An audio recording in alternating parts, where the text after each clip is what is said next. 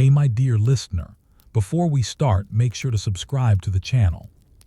Comment down where are you from and what's your time right now. Let's jump into the video. Now beginning. Story 1. The Wine of Eternal Youth. Emperor Qin Shi Huang's quest for immortality. You open your eyes to the dim hush of ancient China in the 3rd century BCE. The world smells faintly of lacquered wood, hot ink, and the quiet hum of scrolls being unrolled in candlelight. The Qin dynasty is young, but the man at its head, Emperor Qin Shi Huang, is already terrified of death. He was the first emperor of a unified China, crowned in 221 BCE after decades of bloodshed during the Warring States period. At last, under his command, the walls fell and the flags bore a single name, Qin. But now, with the realm in his grip, he was consumed not by war, but by the fear of time. What is an empire? He wondered, if its emperor is dust. The empire built on uniformity. You might imagine Qin Shi Huang as a paranoid tyrant. In some ways, you'd be right. But his obsession with immortality didn't come from weakness, it came from an unrelenting belief in order. He had standardized weights, coins, written script, axle lengths for carts. Even bricks used in construction were measured by imperial standard. He believed in controlling chaos. And death, for all his brilliance, was chaos incarnate. So he turned to a solution he thought would bring him peace: alchemy, ancient Chinese style. And at the heart of that pursuit was a simple promise made by Taoist magicians, that the elixir of life could be brewed, sipped, and preserved forever in a gold-colored goblet. The search for the elixir. The historical records are remarkably dry when it comes to alchemy, which is perfect for our purposes. Pages and pages were devoted to the procedures of cinnabar refinement, the distillation of precious metals, and the correct planetary alignments for collecting dew. Qin Shi Huang, surrounded by a court of advisors, many of whom whispered half-truths and flattery, became obsessed with these methods.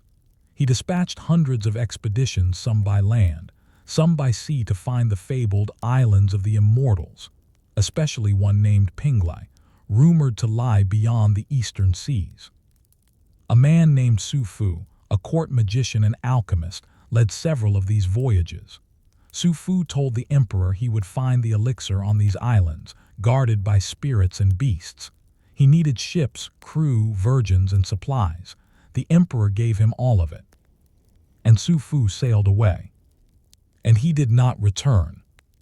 What was in the elixir? Let's take a quiet moment to examine what exactly was going into these concoctions that Qin Shi Huang so eagerly consumed. One of the most common ingredients in the elixirs prescribed to him was cinnabar, a bright red mineral form of Mercury sulfide. When refined, it yielded mercury, which at the time was believed to preserve vitality, protect the soul, and enhance longevity. In some recipes, gold dust was added not for its luster, but for its incorruptibility.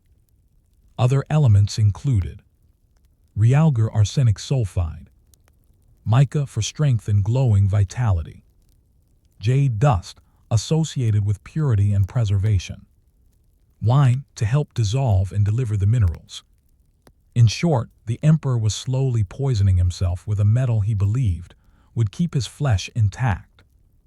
Even the sleepiest scholar would pause at this contradiction. To avoid decay, he consumed decay. The alchemical worldview. The belief wasn't isolated. Chinese internal alchemy was built on transforming the body into something divine through substances and breathing exercises. Unlike Western alchemy, which aimed to turn lead into gold, Chinese methods aimed to turn mortality into timelessness. In a sense, the elixir wasn't just liquid, it was an idea, a ritual, a slow procession toward transcendence. And like many emperors throughout history, Qin Shi Huang began to believe more in ritual than in reality. He moved often, never staying in one palace too long. He feared that the gods, or worse, assassins, would find him. He wore amulets and consulted stars. He sent magicians into caves, All the while, his empire remained locked in a system of ruthless efficiency, burning books, burying scholars, paving roads. But his body, the most controlled thing in his dominion, began to tremble. The hidden warnings. In the annals of Sima, a Chinese historian writing about a century after the emperor's death, we see signs that something was wrong. Qin Shi Huang suffered frequent illnesses. He grew erratic. Some said he had seizures. And though he trusted no one, he doubled down on the elixirs. His physicians warned him of the risks, but those physicians were often dismissed or executed. Others, fearing for their lives, said only what he wanted to hear. "Yes, Your Majesty, this golden pill will restore your spirit." Behind the imperial curtain, the court was growing uneasy. The line of succession was unclear. Ministers whispered in shadows. The emperor grew sicker. Still he drank. The Last Journey. In 210 BCE, Qin Shi Huang set out on one of his many inspection tours of the empire. His destination was the eastern provinces. Some say he still held hope that the sea would yield the immortality he had been promised. He never returned. According to records, the emperor died suddenly while on the road. His court, terrified that news of his death would spark rebellion, concealed his passing for weeks. They loaded a cart with fish to mask the smell of decay and rode back to the capital in grim silence. The emperor who had sought eternal life was rotting beneath salted carp. The irony of preservation. But here's where history gets uncomfortable in its symmetry. Though Qin Shi Huang died, his obsession with deathlessness led to one of the greatest burial monuments in world history, the Terracotta Army. Thousands of life-sized soldiers, horses, and chariots, meant to guard him in the afterlife, were buried in formation near his tomb. And that tomb remains unopened to this day. Chinese archaeologists have found high levels of mercury in the soil around the tomb mound. Ancient texts describe rivers of liquid mercury flowing inside, mimicking oceans and lakes of the known world.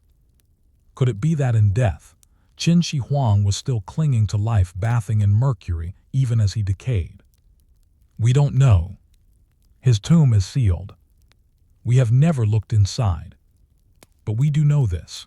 For all his fear, all his cruelty, all his brilliance and horror, the emperor's body may still lie beneath that hill, wrapped in an eternal pool of the very substance that hastened his end. So we must ask, if death could be delayed by poison, would you drink it anyway? You are still in ancient China, but the smell has changed. There is less lacquer now and more damp earth.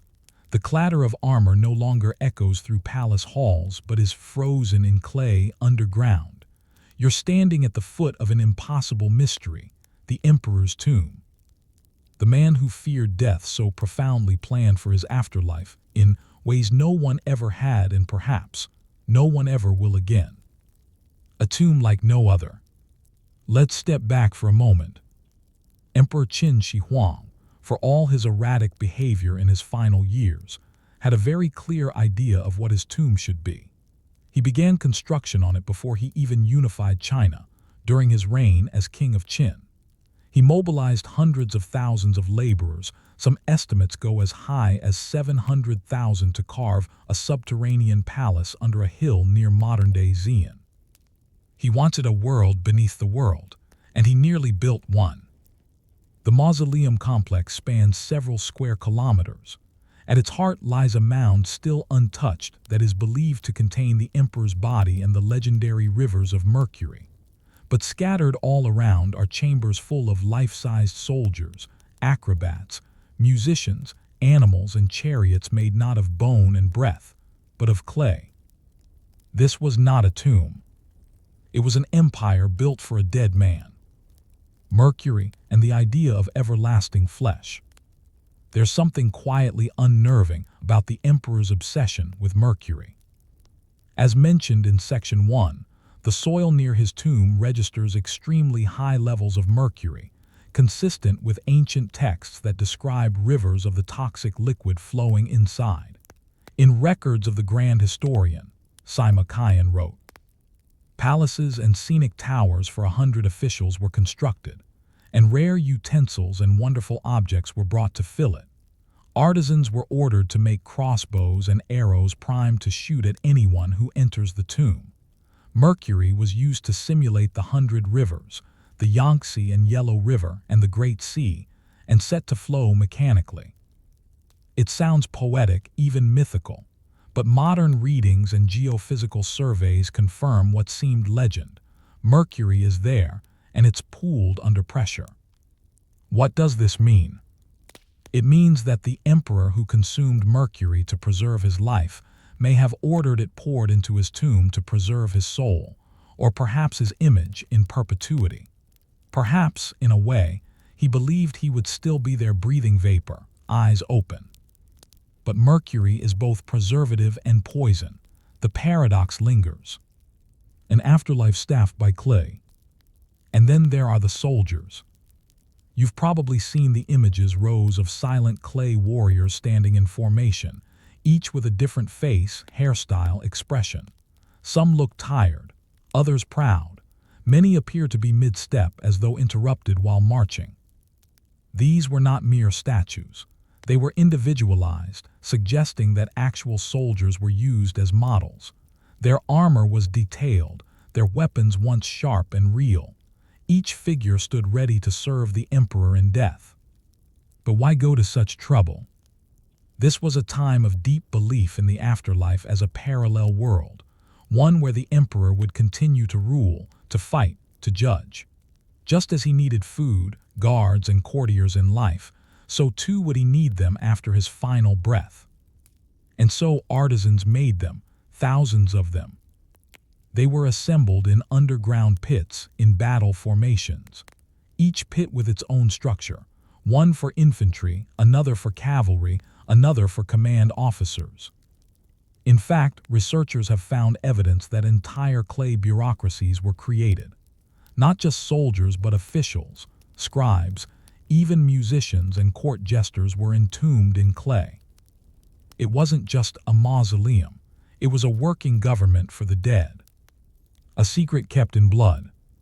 You might think with such a massive construction project, there would be widespread knowledge of the tomb's contents, but that's not the case. Ancient texts claim that once the tomb was completed, the workers who knew its secrets were sealed inside, buried alive or executed, to prevent knowledge of the design and treasures from leaking. This was more than paranoia, it was a final act of control. In life, Qin Shi Huang had silenced dissent by burying scholars alive and burning books. In death, he silenced the very builders of his afterlife. But whether these stories are true or simply embellishments added by later dynasties who resented his authoritarian rule remains unclear. What is certain is that the tomb has never been opened, not once. Why hasn't the tomb been excavated? You might ask, with all our modern tools and knowledge, why haven't archaeologists opened the emperor's tomb? The answer is simple: fear and respect. The tomb is buried under a massive mound of earth, and no one knows exactly how it's booby-trapped. Ancient records speak of crossbows and poisonous gases. Even more concerning is the potential for irreversible damage.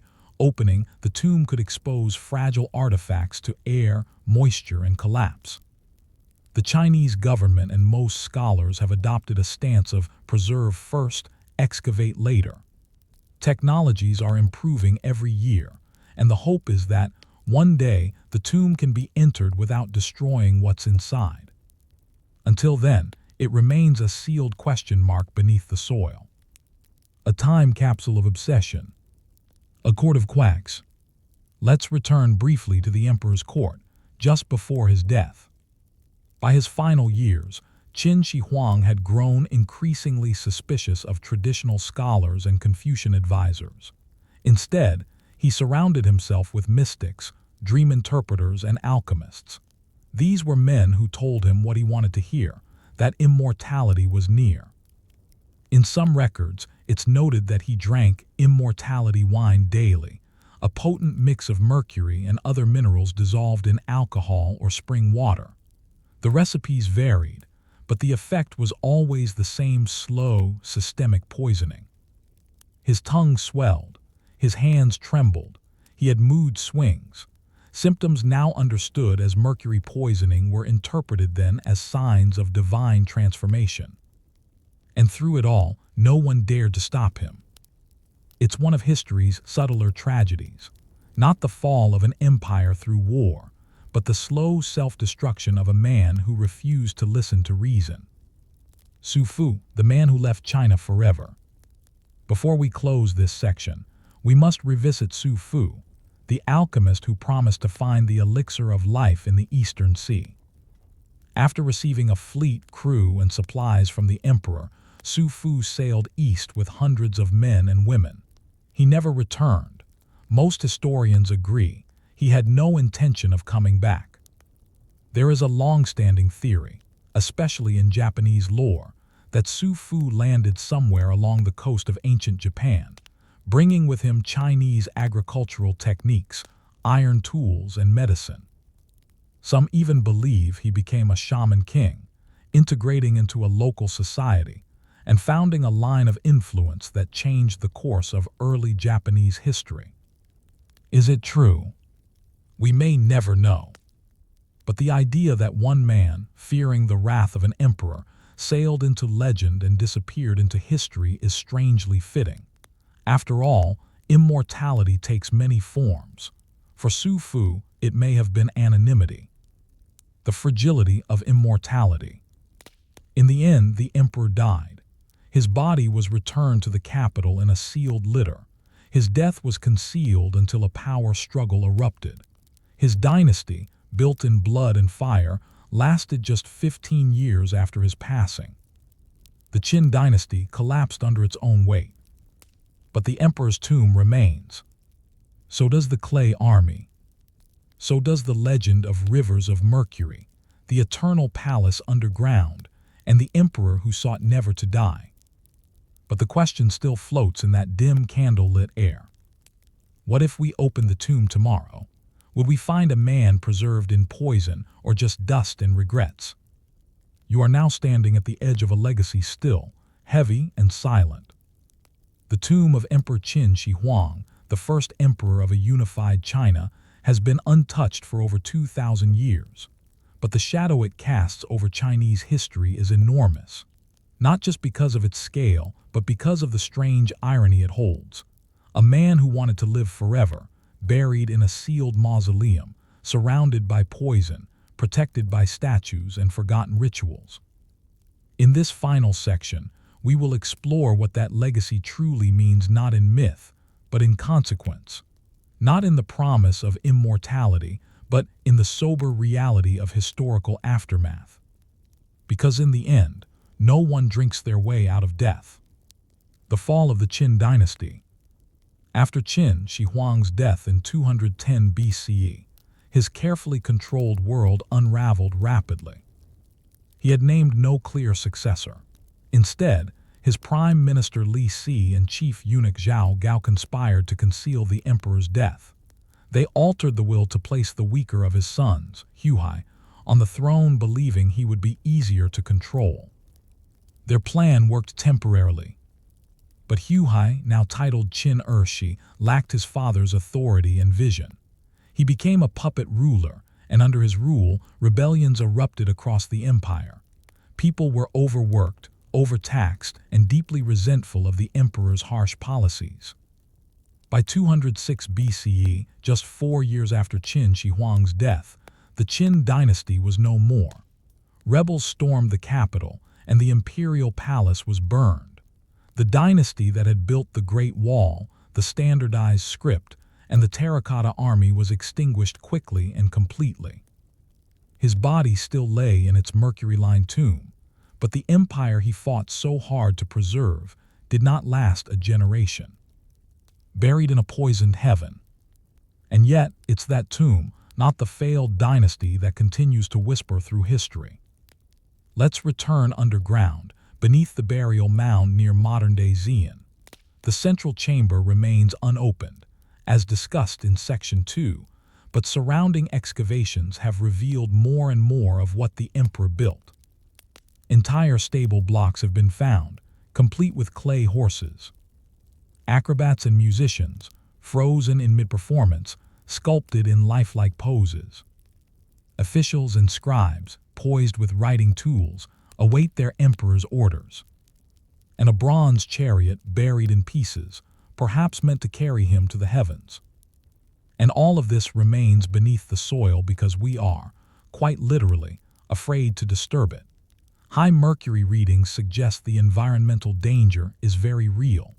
If the tomb is opened carelessly, we risk not only destroying artifacts but releasing toxic vapor into the air. It is a mausoleum built as a trap, a place where even time fears to tread. What kind of man builds such a prison for himself? One who wanted to rule both worlds, the one above and the one below. The legacy of control. In many ways, Qin Shi Huang was a revolutionary. He ended centuries of war by unifying the warring states under a central banner. He implemented a system of legalism, harsh, rigid laws to keep order. He built roads, connected regions, and standardized almost every aspect of daily life. The script we now recognize as Chinese was made universal by his decree. But the same qualities that made him an innovator also made him a tyrant. Control came at the cost of freedom. Dissenters were silenced, books burned, scholars buried alive. People lived in fear even as they built the structures that would outlast the dynasty itself. This is the strange paradox of Qin Shi Huang. His empire failed, but his ideas endured. The Han dynasty, which succeeded the Qin, adopted many of his reforms: centralized administration, standard measurements, road systems, and taxation models. His style of governance influenced more than 2,000 years of Chinese imperial rule. So in a way, did he win? Immortality reconsidered. When Qin Shi Huang swallowed his golden elixirs, it was with the belief that his physical form could be preserved forever. But immortality, as it turns out, rarely works that way. True immortality is not biological. It's narrative. It's memory. It's the fact that, right now, more than 2 millennia later, you are still thinking about him. He lives in textbooks, in documentaries, in the hush of museums. His army, once meant to guard his soul, now draws millions of visitors a year. His unmarked tomb has become a national mystery. His name is invoked not only as the first emperor, but as the eternal emperor. And so the question he posed, how do I live forever, must be reframed. Maybe not through alchemy, not through Mercury, not through clay soldiers, but through story. History is filled with men who tried to cheat death, pharaohs mummified, kings embalmed, saints canonized. But Qin Shi Huang's case is unique because of his failure. He consumed poison believing it to be salvation. He destroyed his body hoping to preserve it. He achieved immortality, not despite that irony but because of it. A quiet reflection. So as we close this first story, let's consider what his life and death truly offer us. He feared death as a loss of control. He believed that if he could master the materials of the world, jade, mercury, gold, clay, then he could master time itself. But death does not care for empires. It does not answer to fear, or to maps, or to armies. And perhaps in the end, the most human thing Qin Shi Huang ever did was die anyway. He became what he feared, dust in the wind. But unlike most dust, he left behind a monument too heavy to scatter. A final thought. They said he drank from gold cups. They said his blood thickened with mercury. They said he bathed in the breath of mountains and sought magic in the waves. But all the while, the true elixir was flowing quietly, invisibly, and without his consent. Time. Because time does what no potion ever can. It turns a man into a story. And once you are a story, you never really die. Story 2. the urine tax Rome's golden stream of revenue. You are now in ancient Rome, not the shining marble forum you see in paintings, but a crowded, gritty street corner. It smells vaguely of olives and something less pleasant urine. It's the 1st century CE, and if you're a tanner, a fuller, or even just a thrifty Roman citizen, you know the value of that pungent yellow liquid. It's not waste. It's wealth. Because in the economic engine of the Roman Empire, urine was taxed, and not just once, but often. It was collected, sold, and processed as a commodity. Yes, Rome found a way to profit off of pee. And like most Roman innovations, it was shockingly well organized. The fullers and the power of piss. Let's begin with one of the more obscure professions in ancient Rome, the fuller. Fullers were responsible for cleaning, whitening, and finishing garments, especially woolen clothing, which was the most common textile in Roman daily life.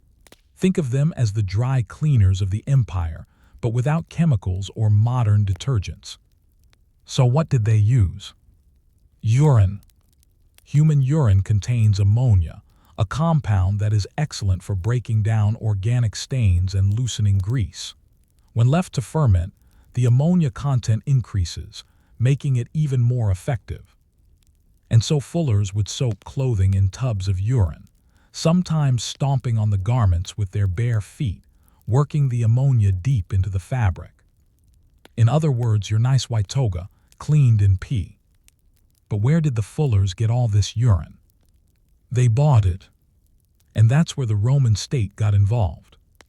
The urine economy emerges.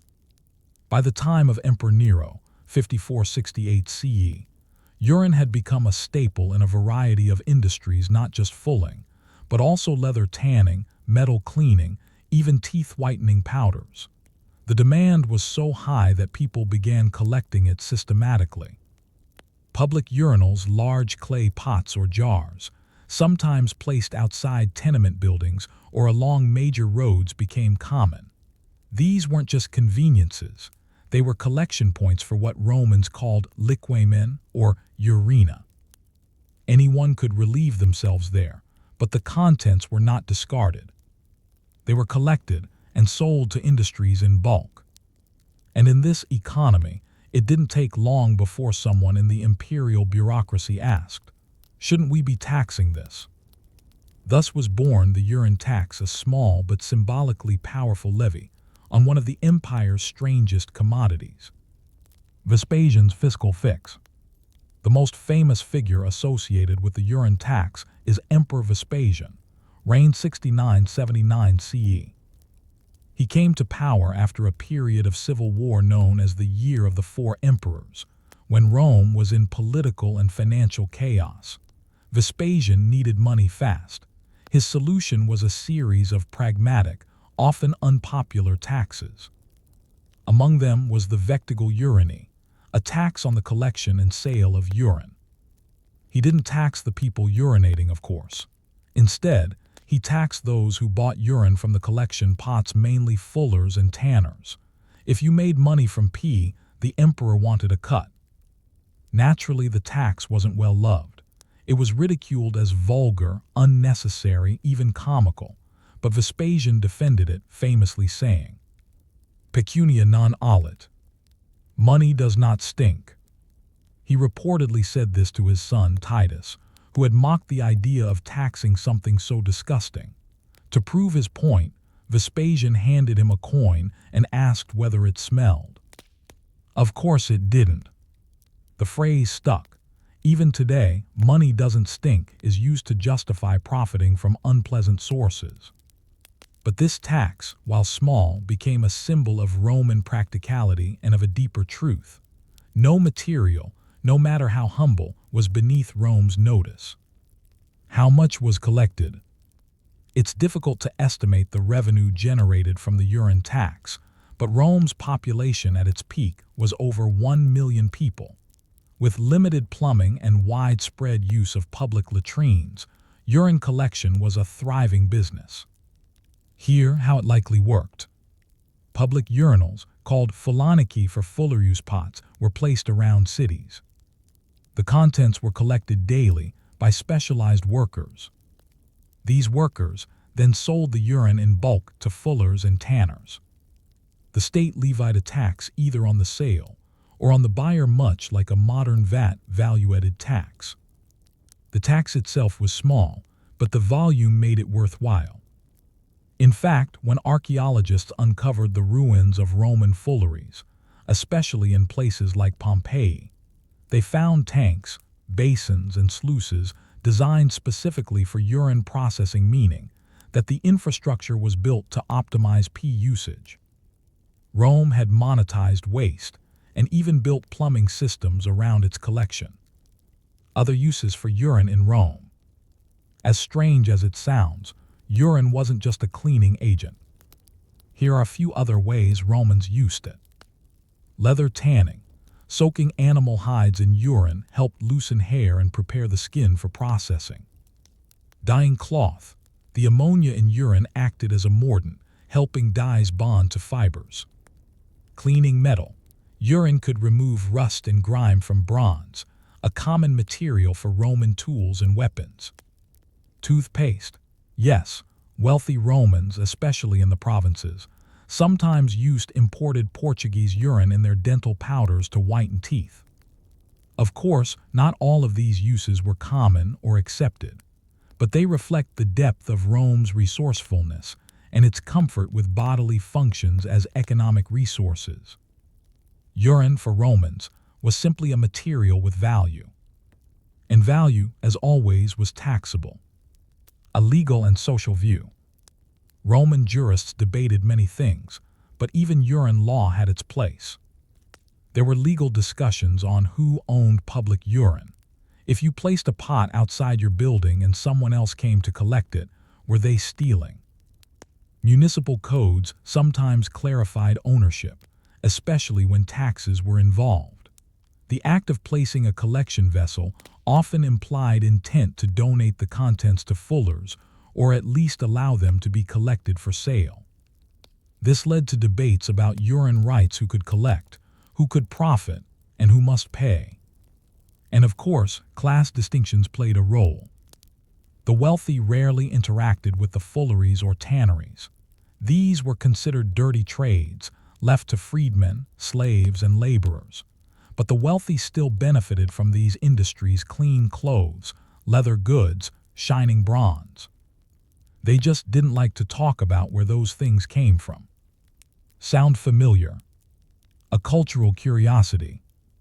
The story of Rome's urine tax isn't just about economics. It's a window into how a civilization organizes itself, not just at the level of emperors and senators, but at the level of sweat, filth, and necessity. It tells us that Rome wasted nothing, that even the most unpleasant byproduct could be organized, monetized, and legislated, that the state had no shame in taxing what people wanted to pretend didn't exist. And it raises a quiet, strange question. What do modern societies throw away that ancient Rome would have taxed? You're still in Rome, but not the Rome of arches and columns. Instead, imagine descending a few stone steps off a busy alley into the world of a Phallonica, a Roman laundry and processing workshop. It's dark, damp, and filled with the sharp sting of ammonia in the air. In the center of the room, there are large stone basins filled with murky yellow liquid. Men, sometimes slaves, sometimes paid laborers, are standing in them barefoot, stomping cloth with a rhythmic squelch. They're cleaning garments using human urine as detergent. And these fullers, they were taxed. Welcome to the real engine of Rome's sanitation economy. The fuller's workshop, industrial-scale cleaning. The word fuller comes from the Latin fullones, meaning to cleanse or whiten.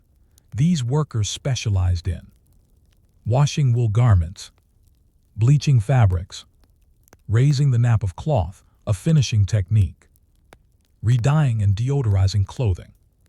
In a world without soap, bleach, or mechanical washing machines, the Romans used what they had: ash, chalk, clay, and most notably urine. The fuller's workshop, or fulanica, was typically set up with a sequence of vats. First wash. Garments were soaked in stale urine and water, mixed with a little fuller's earth, a type of clay. Stomping stage. Workers used their feet to press and agitate the fabrics, sometimes for hours. Rinse vats. Water was drawn from cisterns or aqueducts to wash out the residue. Drying racks. Clothes were hung or laid flat to dry in sunlit courtyards. Finishing. Some shops even had tools to brush the cloth, trim excess fibers, or scent garments using herbs. It wasn't just basic laundry, it was a full, industrial operation. And thanks to their essential service and heavy use of urine, fullers were the primary targets of the urine tax. Taxes from the bottom up. When Emperor Vespasian introduced or revived the urine tax around 70 CE, it wasn't merely about economics. It was also about control. The Roman state had a long tradition of taxing the lower classes, while keeping the upper elite more protected, at least in perception. And fullers, though crucial to Roman society, were often from plebeian or freedman backgrounds. They were ideal subjects for small but frequent taxation. They operated workshops that used state-collected urine. They were numerous in every city, from Rome to Pompeii. Their profession required steady, predictable demand. Everyone wore clothes, after all. Taxing fullers allowed Rome to capitalize on a reliable industry, avoid unpopular direct taxation on the wealthy, normalize the idea that even waste was worth regulating. It wasn't a fortune, but in a time of political rebuilding after Nero's chaotic rule, every stream of revenue counted, literally and figuratively. Vespasian's reputation and the p-coin. Let's return for a moment to Emperor Vespasian, the man behind the infamous urine tax. Unlike the lavish emperors who came before him, Vespasian was known for frugality and dry humor. He was born into an equestrian middle-class family and had risen through military ranks. By the time he seized power in 69 CE, the treasury was nearly empty. And so he taxed anything he could, including public restrooms, latriny, urine collection, legal processes, manumission of slaves, inheritance. The vectigal uriny was just one of many clever ways he replenished Rome's finances. And that famous phrase, pecunia non olet, money does not stink, has lived on longer than any law he passed. In fact, public urinals in modern-day France and Italy are still sometimes called Vespasians in his honor, or perhaps sarcasm. His name became synonymous with the idea that money, however earned, is still money, even when it smells. Urinals and infrastructure, public convenience as public asset. Rome had surprisingly advanced public sanitation infrastructure, including public latrines connected to the Cloaca Maxima, the great sewer of Rome. Urine collection jars placed strategically around neighborhoods. Drainage systems to prevent flooding and foul accumulation. Dedicated workers to manage waste, clean streets, and transport urine to workshops. What seems mundane or even comical now was part of a structured civic system. The city of Rome recognized bodily waste not as something to be hidden, but as something to be collected, sorted, and monetized. This wasn't unique to urine. Other bodily substances like sweat, hair, and even excrement had uses in various trades, but urine, thanks to its ammonia content, was the most versatile, and therefore the most profitable. And Rome treated it accordingly. Pompeii and the archaeology of P. If you want to see how this system worked in practice, look no further than the ruins of Pompeii. Before Mount Vesuvius buried the city in 79 CE, Pompeii was home to several Phalaniki, some of which have been extensively excavated. The Phalanica of Stephanus is the most famous. Here, what archaeologists found: multiple basins for stomping and soaking clothing, raised platforms for pressing garments dry, drainage channels to carry away waste, residential quarters for the owner and workers, wall paintings depicting the fulling process.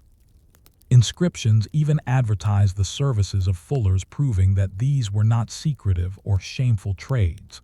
They were essential, and many fullers became wealthy in their own right. And yes, archaeological evidence suggests that urine was collected, stored, and used on site. The whole place would have had a sharp smell, but to the Romans, that was the scent of productivity. Roman humor and the business of bodily functions. Romans were not shy about bodily functions.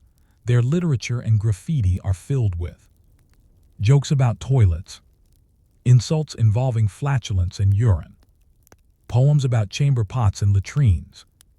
Writers like Martial, Horace, and Juvenal all made note of the social divide between the respectable appearance of Rome and its very earthy underbelly.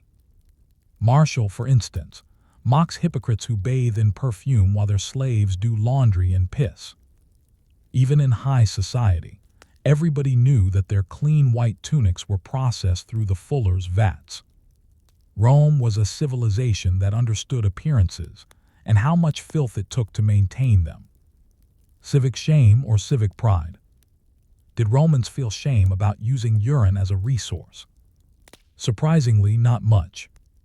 In fact, the public collection of urine was a source of civic pride in efficiency. It was part of what made Rome run smoothly, no different than aqueducts or roads. And those who profited from the trade, like fullers and tanners, were not outcasts. They weren't at the top of the social ladder, but they were often respected for their hard work and indispensable services. There's a lesson here, hidden in the sloshing vats and tax ledgers. Rome wasn't great because it was clean or glamorous. It was great because it could turn even the most unpleasant realities of life into something useful, structured, and profitable. But what happened when the empire fell? By the time the Western Roman Empire began to decline in the 4th and 5th centuries CE, its infrastructure crumbled quite literally. Public latrines fell into disrepair. Urban populations shrank. Trade networks collapsed. And with them, the small but efficient system of urine collection and taxation vanished. Urine went back to being just waste. It would take centuries before industrial uses of ammonia returned in modern chemistry, and even longer before sanitation was once again treated as a public infrastructure priority. Rome had seen it all before, and perhaps understood it better than we give them credit for. So now you know. Urine cleaned your tunic. It paid your taxes. It soaked the empire in quiet utility. And all it cost was a little dignity. But one question lingers, with the faint sting of ammonia in the air. If money doesn't stink, why do we still pretend where it comes from doesn't matter? We end not in the grandeur of a marble palace or at the steps of the Senate, but in the quiet slosh of a clay pot, tucked in a city alley, waiting to be filled. This is where Rome's resilience truly lived. Because behind every gleaming white toga, every polished bronze cuirass, and every perfumed banquet guest was a network of laborers, collectors, and officials managing the humble economy of human waste. And nowhere was this more evident than in the life and legacy of the urine tax, a policy as unglamorous as it was brilliant. In this final section, we follow the long tale of this system, how it outlasted its creators, and what it tells us about how civilizations rise, thrive, and rot. The long flush, what happened after Vespasian?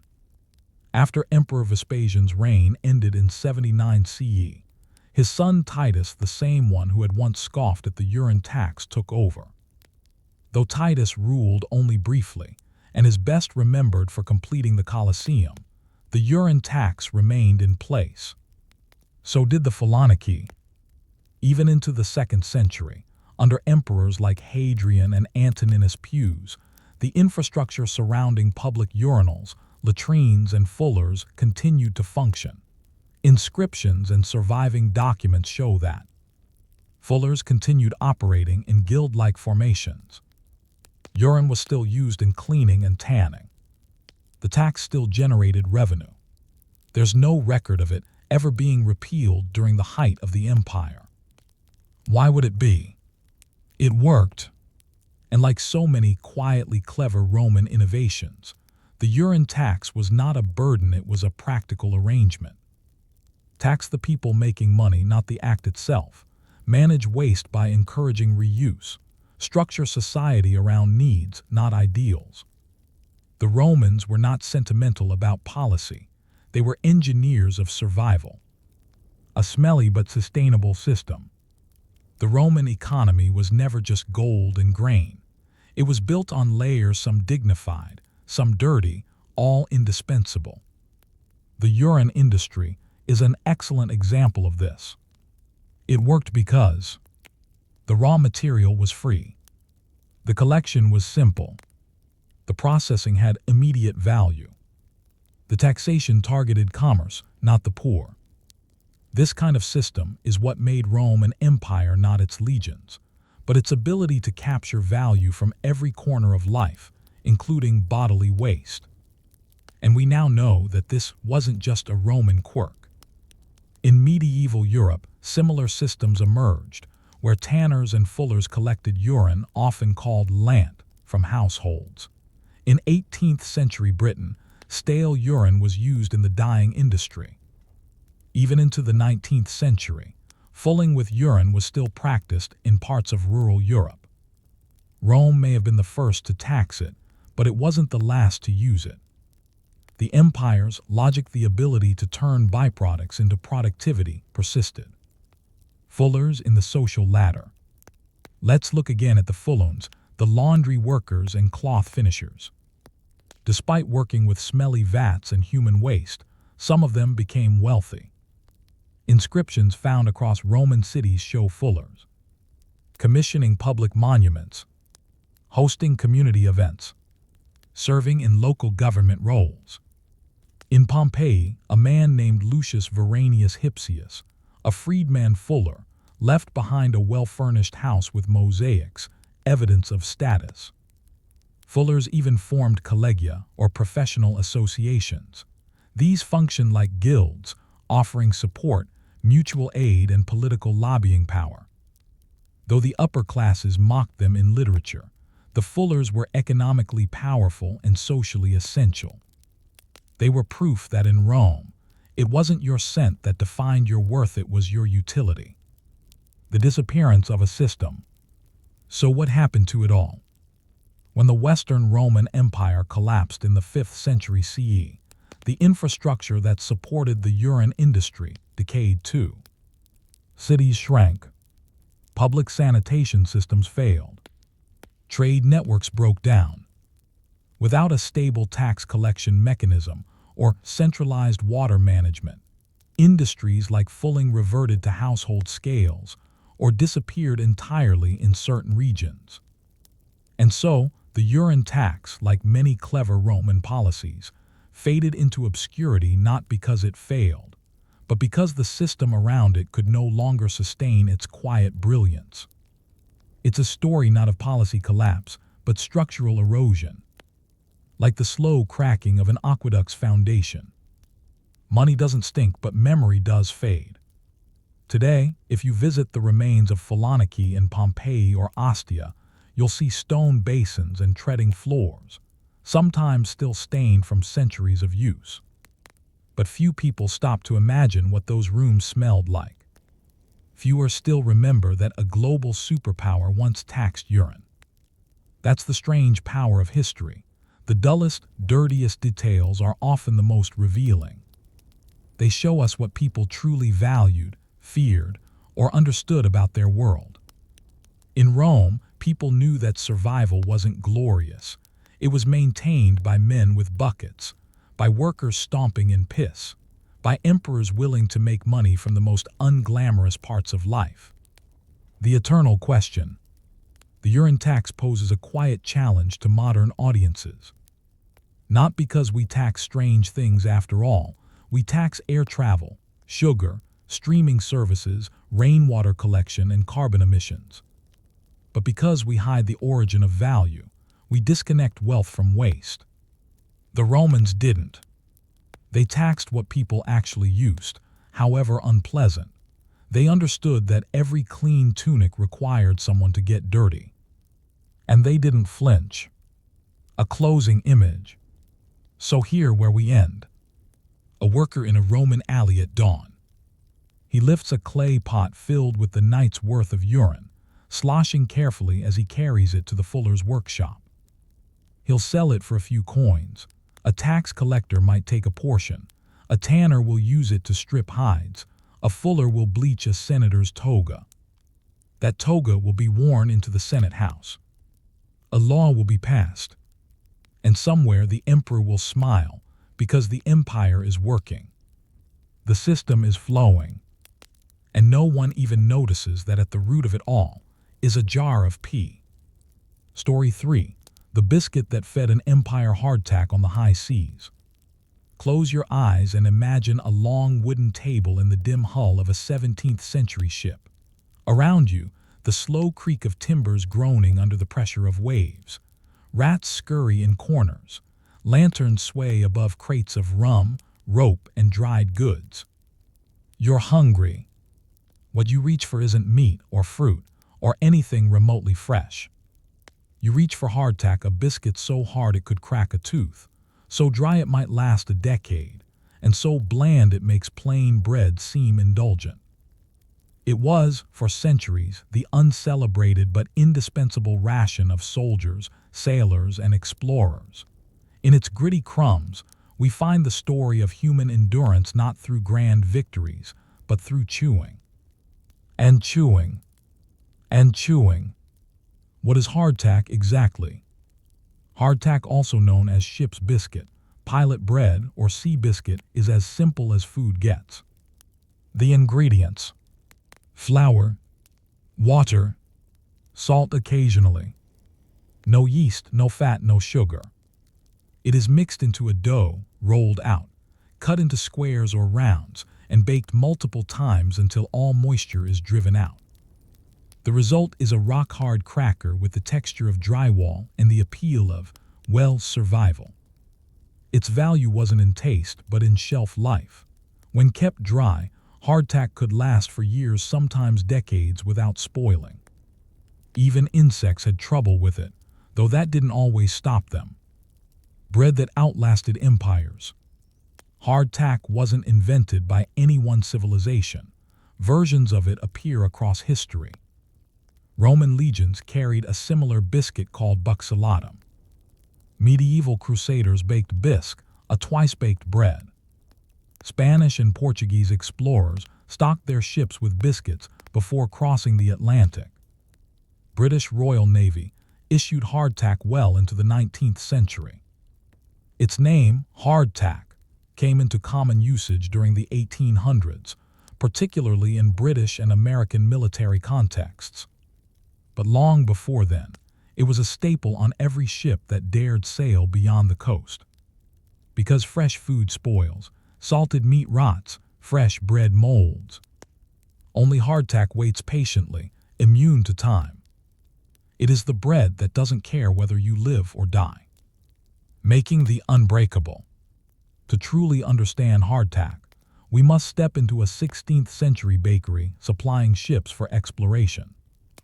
In a port city like Seville or Portsmouth, government-contracted bakers would mix flour and water into thick, heavy dough. Roll and cut it into 3-inch squares, sometimes stamped with a pattern or emblem. Bake it once in a moderate oven. Bake it again at lower heat to dry it thoroughly. Cool it, pack it into barrels, and stack those barrels aboard ships. Each step had a clear purpose. Low moisture meant no mold. Dense flour meant high calorie density. Standard sizes made rationing simple. A sailor might be issued 6-8 ounces per day, depending on the navy, era, or length of voyage. Over time, those biscuits would grow stale, dry, and often infested. But they remained edible.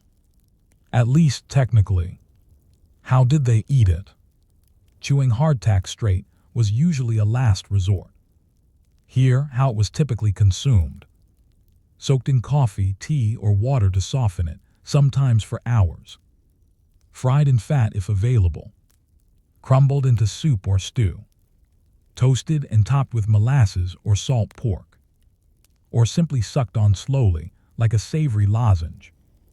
In worst-case scenarios, sailors would have to scrape off Weevil's small beetles or larvae that made their homes in the floury crevices of long-voyaged biscuits.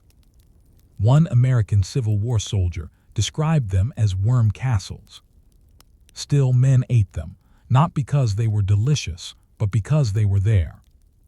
Hardtack was the fallback, the dependable, the eternal option when everything else ran out. Hardtack in the Age of Sail. Let's follow a British naval expedition in the 1700s. Ships embarking on voyages across the Atlantic or toward the Pacific were loaded with salted pork or beef, brined in barrels, dried peas or beans, molasses, oatmeal, cheese hard aged, rum or beer, and of course hardtack. In the early stages of the voyage, the crew might eat better. But as the weeks turned to months, fresh goods vanished, mold spread, meat went rancid. Hardtack remained. It became the base of every meal, crumbled into soup, softened in broth, or chewed beside a salted hunk of beef. And it was rationed carefully. Each man's portion was counted. Biscuits were broken to avoid waste. In times of scarcity, moldy biscuits were eaten anyway, the green scraped off, the rest dunked and swallowed. It wasn't food in the pleasurable sense. It was survival, pure and simple. An empire built on biscuits. You might be wondering, why didn't they just bake fresh bread on board? Some ships tried. They had small brick ovens called bakehouses, especially on larger vessels. But baking at sea was a luxury. Fire was dangerous. Space was limited. Fuel was precious. And so hardtack endured. From Spanish galleons to Dutch East India ships, from British frigates to American whalers, hardtack was the backbone of oceanic expansion. It allowed months-long voyages, colonial expansion, military campaigns across oceans. It was the food that made empires possible, not because it was good, but because it could wait. It waited in barrels through storms and battles, through mutinies and scurvy, until some weary sailor tore off a chunk and chewed his way forward. A symbol of endurance. Even today, you can find Civil War-era hardtack preserved in museums. Some soldiers kept them as mementos, carving names into the bricks, painting them, or passing them down as heirlooms. In a few cases, 150-year-old biscuits are still technically edible, though not recommended. In fact, a famous piece of hardtack from the Battle of Gettysburg sits in a display case with the name, "My Last Ration," scratched into it. What kind of food becomes a keepsake? One that represents not taste but endurance, not nourishment but resilience. It fed armies.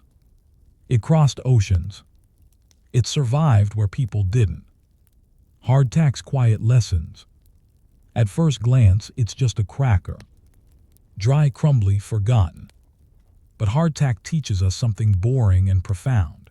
That history is shaped not just by brilliant ideas or decisive battles, but by what people had to eat when they were cold, wet, and far from home.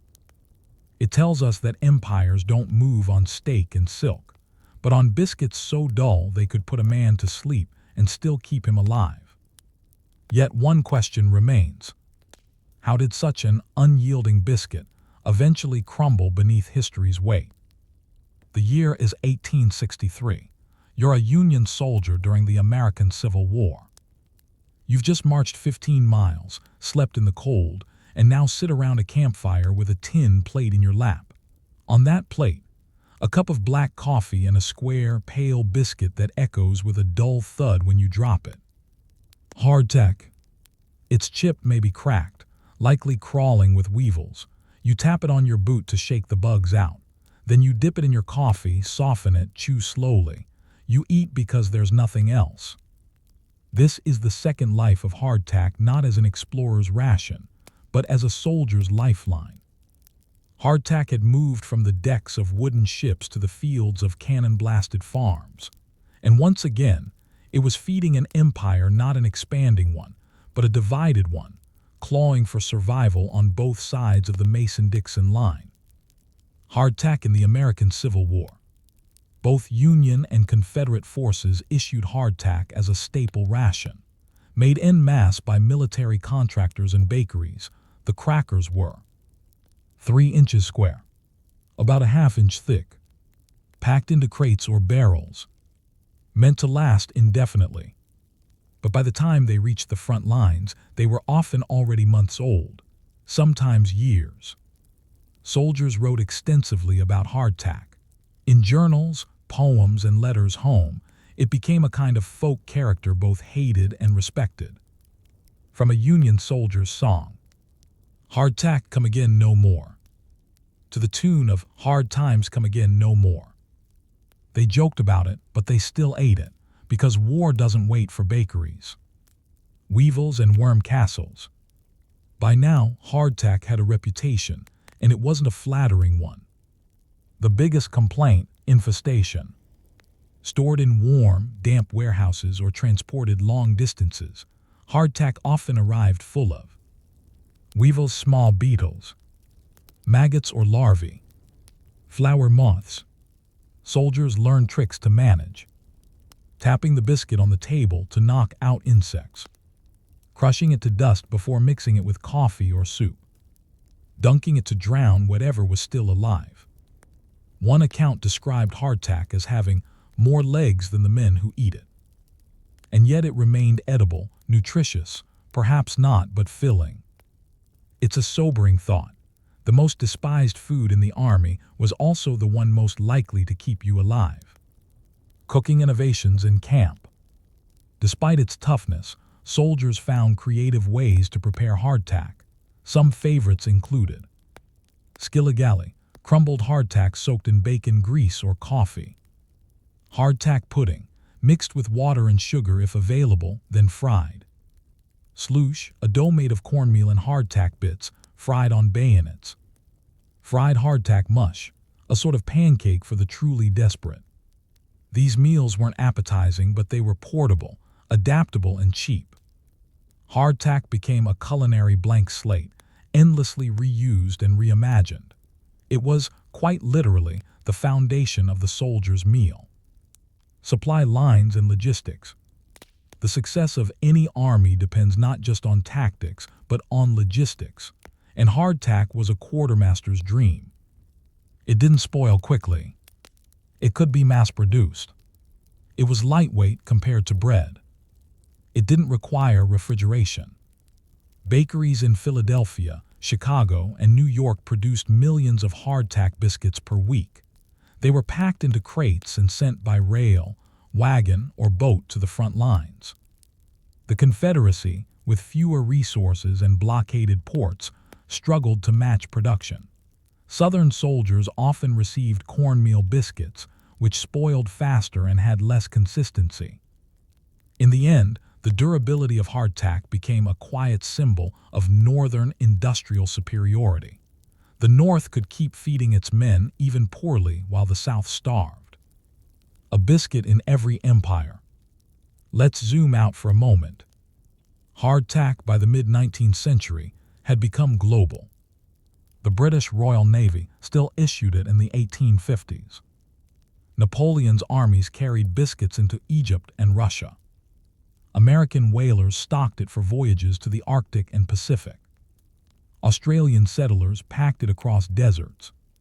It's not that it was beloved, it's that it was functional.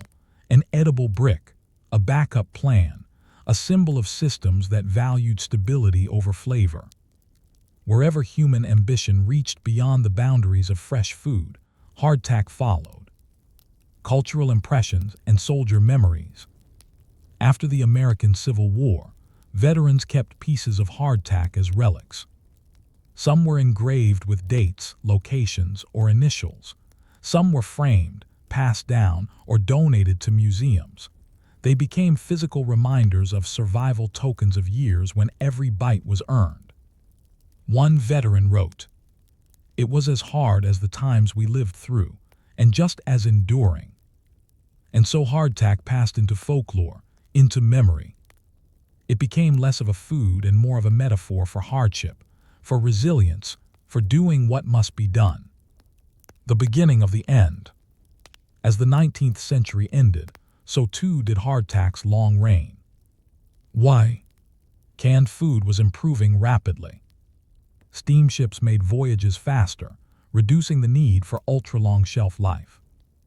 Modern bakeries could deliver fresh bread more easily, even to military camps. Nutrition science began to emphasize vitamins and variety things hardtack didn't offer. By World War I, hardtack was mostly phased out of military diets, replaced by canned meats, crackers, and bread. It lingered a little longer in remote places, Alaskan outposts, long-distance shipping lanes, but the age of the biscuit was closing. And perhaps mercifully so. But one question still lingers in the dust of broken biscuits. Was hardtack merely a food, or was it the edible architecture of human endurance? Imagine, if you will, a cracker more fossil than food resting in a museum display. Its edges are worn, its surface cracked. A small card beneath it reads, "Hardtack c. 1862, recovered from Civil War field rations, still technically edible." Technically, it's one of thousands like it, once issued by quartermasters, chewed by sailors, loathed by soldiers, and now preserved not in barrels but in time itself. This was never meant to be delicious. It was never made to be remembered, and yet here it is still intact, still waiting. In this final section, we reflect on the unexpected endurance of hardtack not just as food, but as symbol, relic, and lesson. The civilian afterlife of hardtack. After its military and naval heyday, hardtack didn't disappear immediately. In fact, it found new homes. 1. Pioneer rations. During westward expansion in the U.S., settlers heading along the Oregon Trail, Santa Fe Trail, or into the Rocky Mountains took hardtack with them. Why? Because nothing else could last the journey. 2. Whaling and fishing expeditions. Hardtack remained a staple on whaling ships and cod fisheries into the late 19th and early 20th centuries. On these long voyages, fresh provisions were impossible, but a barrel of hardtack could survive anything, even the Arctic cold. 3. Emergency military reserves. Until the early 20th century, some armies still stockpiled hardtack as a last resort ration, not for daily use, but for siege conditions or emergency deployment. Hardtack never quite went away. It just quietly migrated to the edges of the world, where time slowed and survival was the only flavor that mattered. Hardtack in the 20th century and beyond. Even in modern times, hardtack has refused to fully disappear. Alaska and the Yukon. During the gold rush and even into the mid-20th century, hardtack was manufactured for trappers, miners, and prospectors. In remote northern outposts, it could still be found alongside jerky and dried beans. Japan. In the Meiji period and beyond, Japan developed its own military hard biscuit, influenced by European rations. Known as kampan, it became a standard part of emergency kits, and even today is sold in disaster preparedness packages. Modern survival kits. Variants of hardtack still appear in emergency food supplies, especially in contexts where shelf life is paramount. Lifeboat kits, military reserves, and disaster shelters. The packaging may be modern, the ingredients sometimes fortified, but the principle remains. Simple, durable, edible for years. Hardtack persists because we still fear disruption, and we still plan for scarcity. And so the recipe lingers. From hate to heritage. You might wonder, how did a food so despised become a piece of cultural nostalgia? The answer lies in collective memory. Veterans of the Civil War wrote memoirs in which hardtack played a comic, tragic, and ever-present role. They told stories of eating biscuits so hard they had to be broken with rifle butts, holding up infested crackers and joking, "Meat with legs today, boys," using them as playing cards or even building blocks. Hardtack became more than a meal, it became a shared experience. Just like trench foot, campfire songs, and lice, it was part of what defined life at war or at sea. And in that shared misery, it became a badge of honor. And so museums began to collect it. Families kept them. Soldiers carved names and dates into them. Historians began to include them in exhibits, not because they were unique, but because they were universal. Hardtack today, still baked, still bitten. Amazingly, you can still buy hardtack today. Companies in Alaska, the Pacific Northwest, and even Japan continue to produce it for emergency kits, survivalists, historical reenactors, curious snackers. Recipes are also readily available online. If you bake some, expect 1-2 hours of drying at a low oven temp. The resulting texture of a ceramic coaster. The faint taste of old flour and determination. It's not good, but it's real. And when you bite into it, you join the long, slow line of humanity that's done the same for centuries. A symbol of simplicity. Hardtack represents the bare minimum of human sustenance. It is not flavorful, not varied, not even particularly nutritious. But it's enough. It's proof that in times of war, hunger, or exploration, survival doesn't come from luxury.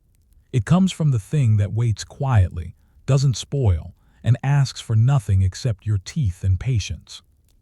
In that sense, hardtack is the embodiment of resilience, not flashy, not heroic, but always there when needed. Like an old friend who shows up late, uninvited, but exactly when you've run out of options. Reflection, what endures? The empire of bread is vast: sourdoughs, baguettes, naans, pitas. Delicious, fresh, flavorful. Hardtack is none of these. But it's still remembered, still studied, still preserved. Why? Because hardtack speaks to something deeper than taste. It speaks to survival through simplicity, to ingenuity in scarcity, and to the truth that most of history is not glamorous. Most of history is hard labor, dry food, and quiet endurance. And in that sense, hardtack is the perfect artifact not just of war or empire, but of how people keep going when there's nothing left to savor. So next time you open your pantry and find stale crackers, imagine a sailor holding a brick-like biscuit soaked in seawater, or a soldier chewing weevil-laced rations beside a battlefield. They ate it not because they liked it, but because they had to. And still they marched forward. Story 4. The mummy craze when Europeans ate the dead for health. You're standing in the back room of an apothecary shop in 17th century London. The air smells of camphor, clove oil, and something earthier. On a shelf next to vials of mercury and dried rose petals is a dark glass jar labeled simply, Mumia. Inside is a fine brownish powder. The label says it is good for bleeding, bruising, epilepsy, and melancholy. It is ground from ancient Egyptian mummies, yes, actual preserved human bodies, imported from the sands of Egypt, crushed into medicinal powder and sold by the ounce. This is not folklore. This is medical history. And for nearly 500 years, Europeans from peasants to kings consumed the dead, believing it could heal them, extend life, and even strengthen the soul. It was, quite literally, a craze for corpses. What was mumia? The term mumia originally referred to the black tar-like resin found in ancient mummies, especially those embalmed with bitumen or myrrh. This resin was believed to have preservative powers and, more importantly, curative ones. Over time, the word came to refer not just to the resin, but to the entire mummified body's skin, bones, organs, and all ground into powder or made into tinctures. Mumia was used to treat headaches, internal bleeding, seizures, tuberculosis, wounds, ulcers, bruises, melancholia, or depression. Apothecaries sold it openly. Physicians prescribed it. Patients drank it in wine or sprinkled it over food. There was no metaphor here. People literally ate human remains. How did this begin? To understand how Europe embraced cannibal medicine, we must go back to the Middle Ages, when classical texts were being rediscovered and misunderstood. In Arabic and early Greco-Roman texts, there were mentions of mumia as a healing substance, likely referring to bitumen, a naturally occurring petroleum resin. Ancient Persians and Greeks used it topically for wounds. When Europeans encountered this term during the Crusades and early trade with the Middle East, they misinterpreted it as referring to the actual substance of mummified corpses. And from that misunderstanding, a grisly industry was born. From tombs to tables. By the 12th and 13th centuries, European traders began importing mummies from Egypt, where looting ancient tombs had become a booming business. Egyptian tombs, long buried under sand and secrecy, were now being excavated by locals not for archaeology, but for export. Bodies were removed from their wrappings, pulverized, and shipped in crates across the Mediterranean. Some were sold whole, others were ground into powder before arriving at European ports. The older and darker the mummy, the more potent it was believed to be.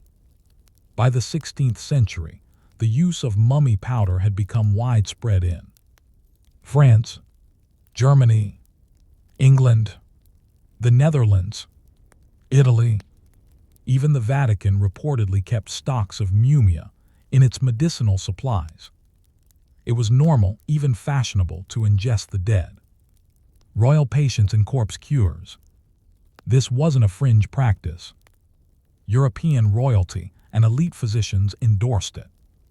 King Francis I of France, R. 1515-1547, reportedly carried powdered mummy in a pouch, sprinkling it in wine as a tonic against illness.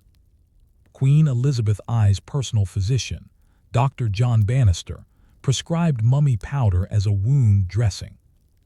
The German Emperor Frederick III was embalmed with mumia mixed into the fluids. The Danish royal court stocked mummy powder in its medical cabinets. And in 17th century England, the College of Physicians approved mumia in the London Pharmacopoeia, the official list of acceptable medical substances. So-called corpse medicine had institutional support. More than just mummies. The appetite for medicinal flesh didn't stop with Egyptian corpses. As supplies of ancient mummies dwindled, Europeans turned to local sources. Freshly executed criminals, bodies were sometimes processed into mumia nova, new mummy. Fat from the hanged was rendered into salves. Skull shavings from corpses were believed to treat epilepsy. Blood of the recently dead, especially young and healthy, was said to treat seizures or tuberculosis when drunk warm. In 1679, German chemist Johann Schroeder wrote a recipe for distilling a human skull into oil, claiming it would be a most excellent remedy against all diseases of the head. This wasn't fringe occultism. This was mainstream medicine. And the most chilling part, people weren't squeamish about it. They believed the soul, the essence, the vitality of the dead could be transferred into the living through consumption. The apothecary's role. Visit any apothecary in 17th century Europe and you might find dried human skulls, bones ground to powder, mummy dust in labeled jars, tinctures of flesh dissolved in spirits. These shops were often licensed, their contents regulated. Mumia was often sold in measured doses, just like cinnamon or lavender. The line between medicine and magic was thin. But it wasn't superstition alone. It was rooted in early humoral theory, the idea that illness came from imbalances of the four humors: blood, phlegm, black bile, and yellow bile. Corpse medicine was thought to restore these humors, especially when the patient was drained or anemic. And so patients chewed dried flesh, drank blood, and rubbed bone powder on wounds. It was science as they knew it. A question of consent. The moral implications of consuming the dead were rarely discussed. But we now know. Mummies were looted without consent, often by force or deception. Bodies of executed criminals were used without family approval. The dead, especially the poor, became commodities. There was no dignity, no burial, no remembrance. Just extraction and profit. It is a reminder that scientific pursuit, unchecked, can become monstrous, even when it claims to heal. Why didn't anyone object? Some did. Even during the height of the mummy craze, critics voiced unease. Guy de la Fontaine, a 16th-century French physician, warned that many so-called mummies were simply sun-dried corpses of slaves or beggars, not ancient Egyptians. Others objected to the gruesome nature of the practice. Some Christian thinkers questioned the spiritual implications of consuming flesh. But their voices were drowned out by medical authority, demand, and the appeal of a simple promise. If the ancients were preserved for thousands of years, perhaps their flesh can preserve us too. And so the dead continue to be shipped, sold, and swallowed. As you sit in the candlelight of that dusty apothecary, next to jars of ground resin, dried herbs, and crumbled bones, you must wonder, did people believe they were becoming healthier or simply more powerful by consuming the past itself? Imagine a ship pulling into the port of Venice in the early 1600s. Its cargo includes spices, cloth, oils, and bundles of human remains, wrapped, sealed, labeled with care. Their destination: apothecaries, universities, and nobles across Europe. What was once a sacred burial in the Egyptian desert is now just commodity. In this section, we peel back the curtain on the vast and often shadowy trade in mummies. This wasn't just superstition, it was a commercial enterprise, woven into European economies, medicine, and even identity. Because behind every vial of powdered flesh was a network of grave robbers, smugglers, and merchants, all turning death into profit. The Egyptian supply chain. Egypt's dry climate and elaborate embalming rituals had left it rich with preserved bodies, especially from the New Kingdom to the Greco-Roman periods, roughly 1550 BCE to 400 CE. Over millennia, thousands of individuals were interred in tombs large and small, many of them in remote desert locations. By the 12th century, some European pilgrims and crusaders returning from the Holy Land began bringing back mysterious black powders and relics. But by the 15th century, the trade became systematized. Mummies were dug from tombs by local laborers, sometimes enslaved, dismembered and sorted, some for display, others for powder, shipped via Alexandria or Cairo to Mediterranean ports, sold in bulk to wholesalers. Apothecaries in Venice, Genoa, and Marseille often received crates of limbs and torso fragments which they would dry, grind, and resell as genuine mumia. Egypt, unknowingly, had become the corpse mine of Europe. Forgeries and fakes. As demand rose, so did counterfeiting. Many mummies sold in Europe were not ancient Egyptians at all, but recently deceased locals embalmed in bitumen and herbs. Bodies of enslaved persons or criminals, sun-dried and treated with pitch. Fabricated using animal bones or painted linen. This was sometimes called mumia falsa, false mummy. In a notorious case, European suppliers began cooking corpses in ovens, treating them with resins and spices to imitate the smell and texture of true Egyptian mummies. Merchants made fortunes. Physicians rarely questioned the origin. To them, the appearance of age, the color, and texture mattered more than authenticity.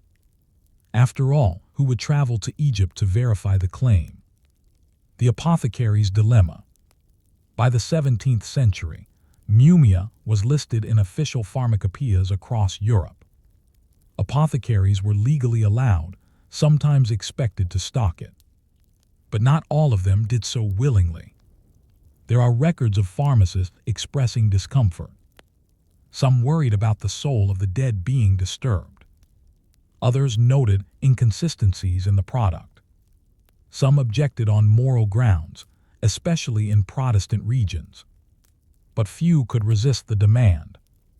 Mumia became a cure-all for the wealthy, and apothecaries who refused to sell it risked losing business. For many, the moral compromise was simply part of the profession. Consumption and class. Mumia was not cheap. In London, a single ounce could cost as much as a laborer's week of wages. Its users were typically nobility and royals, wealthy merchants, physicians and university students, monastic orders and medical monasteries. To consume the dead was seen, paradoxically, as both a scientific act and a social marker, proof that you were educated, wealthy, and forward-thinking. The idea of medicinal cannibalism never fully entered public horror. Instead, it became fashionable. A common preparation involved mixing mumia powder into red wine, adding spices like clove, cinnamon, or cardamom, drinking it before sleep or after trauma. In elite salons, guests might compare sources of mummy powder, some boasting of Nubian origin, others preferring Theban. It became a topic of polite conversation. One French noblewoman famously wrote that mumia eased her arthritis, and that she preferred resinous male powder to dust from the common tombs. This was branding applied to human remains. Corpse medicine beyond mumia. Europe's fascination with human matter did not stop at mummy powder. The broader field of corpse medicine included moss of a hanged man, green moss scraped from gallows corpses believed to stop nosebleeds, fat of the executed, rendered human fat applied to wounds or joint pain, blood of the innocent, blood taken from young, healthy victims often still warm, powder of the skull, ground bone used to treat seizures. In Germany and parts of Scandinavia, public executions became unofficial pharmacies. Crowds gathered not to witness justice, but to collect drops of fresh blood, sometimes soaking handkerchiefs or drinking directly from the wound. Executioners were seen as gatekeepers of health. It was a bizarre and unsettling mix of science, folklore, and desperation. And it tells us something important. The body in the early modern imagination was not sacred, it was medicinal. Religious and cultural contradictions. Europe in this period was deeply Christian, yet corpse consumption thrived alongside doctrines of resurrection of the body, sanctity of burial, respect for the dead. How did people reconcile this? Theologians argued.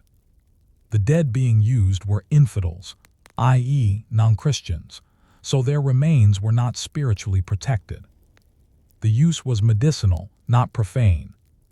God provided all things, even corpses, for human healing.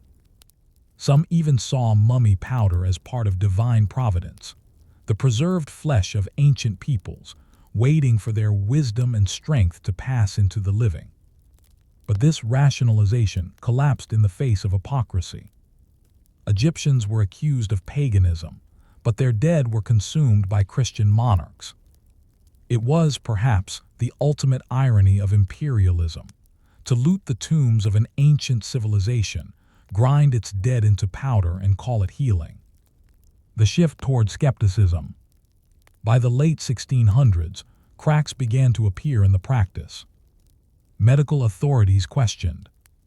Why didn't all patients improve? Why did different powders have different effects? Were the substances even genuine? In 1672, English physician Thomas Willis openly criticized corpse medicine, calling it unseemly and risky. Other physicians echoed this, especially those embracing chemical medicine and botanical treatments. By the 18th century, the Enlightenment ushered in new doubts. Empirical methods and laboratory testing made mummy powder seem outdated, even grotesque. But the practice didn't end overnight. In some regions, it persisted into the early 1800s. And in folk medicine, circles especially in rural Europe, it continued for much longer. Even today, in the fringes of some traditional medicine markets, one can find mummy-labeled powders, usually plant-based now, but still trading on ancient lore. So as you imagine that jar on the shelf, brown and grainy, ask yourself, did they truly believe it would heal them, or were they just afraid to die, and willing to try anything, even the dead? It's the early 1800s. You're standing in a European apothecary, perhaps in Paris or Vienna. The familiar brown jars still line the shelves, but many are now sealed, labeled with old ink and no longer touched. In a dusty corner sits a container of mumia, unopened for years. The practice is fading. Doctors are no longer prescribing powdered mummy as readily. University lectures are shifting to chemistry, microbiology, and anatomy based on dissection, not folklore. What was once a fashionable cure is now an embarrassing relic of a more desperate time. But like all ideas in medicine, corpse consumption doesn't vanish, it evolves. In this final section, we'll explore the slow disappearance of mumia, what replaced it, and what this bizarre chapter in European history ultimately reveals about fear, hope, and the eternal search for immortality. The decline of a deadly cure. By the late 18th century, several key developments pushed mummy medicine to the fringes. One, rise of modern pharmacology. The 1700s saw increasing interest in plant-based remedies, minerals, and controlled experiments. As substances like quinine for malaria, opium derivatives, and vaccines were discovered, corpse-based treatments seemed archaic by comparison. Doctors began asking questions that could be tested, and powdered flesh had no consistent, repeatable results. 2. Improved anatomy and pathology. With the rise of anatomical study, especially in France and Britain, physicians could now examine human illness directly. Rather than relying on mystical transfers of energy from the dead to the living, they could trace disease in tissue, organs, and blood. The rise of clinical hospitals changed the practice of medicine from mystical to observational.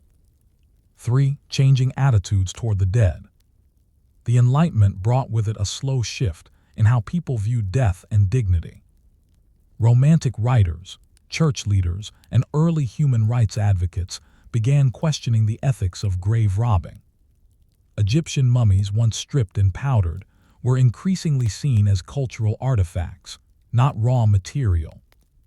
By 1800, mumia had vanished from most European pharmacopoeias. And yet, the fascination with ancient Egypt and with death did not go away. From powder to parlor, the new mummy craze. Ironically, as mummy consumption declined, mummy obsession exploded. The 19th century witnessed the birth of Egyptomania, especially after Napoleon's invasion of Egypt in 1798. As artifacts flooded into European museums and private collections, mummies became museum spectacles, parlor party props, private collector trophies. One of the most bizarre trends was the mummy unwrapping party. Wealthy hosts, particularly in England and France, would invite guests to watch as antiquities dealers unwrapped mummified remains in drawing rooms or lecture halls. The goal: a mix of entertainment, pseudoscience, and grotesque curiosity. Often, the mummy would be dissected, measured, or even partially burned. Rarely were they reburied. Most were discarded after the show. In these gatherings, the dead were still consumed not by mouth, but by sight. Curiosity had replaced ingestion, but the impulse was similar. Medicine without mumia. So what replaced mummy powder in the European cabinet? By the 19th century, medicine shifted toward extracts from plants like willow bark aspirin, cinchona quinine, and foxglove digitalis. Chemical compounds including ether, morphine, and laudanum. Surgical intervention under new techniques like antisepsis and anesthesia. Vaccination, pioneered by Edward Jenner in 1796. Even where corpse medicine had once reigned, science now provided real alternatives. Bleeding was gradually replaced with fever management. Seizures were treated with bromides and electrical therapy. Mental illness began to be categorized, rather than attributed to imbalanced humors or soul damage. Mumia wasn't just outdated, it was obsolete. And increasingly, it was viewed with a mix of disbelief and embarrassment. The ethics of remembrance. Today, the legacy of medicinal cannibalism is mostly forgotten but not erased. Many mummies in European museum collections were originally acquired during the medicinal phase of looting, not archaeology. Their identities were lost, their stories never told. Now, institutions are beginning to reckon with this past. Some museums have stopped displaying mummies altogether, citing ethical concerns. Others are repatriating remains to Egypt, acknowledging that the bodies of real people were treated as product, not person. Archaeologists and historians are pushing for a more humanistic approach to ancient remains. This shift marks a quiet, necessary correction. Where once a crushed king was stirred into wine, now we ask, who were they? What were their lives? Did they consent to this fate? Echoes in the modern world. Though we no longer eat the dead intentionally, the history of mumia raises unsettling parallels.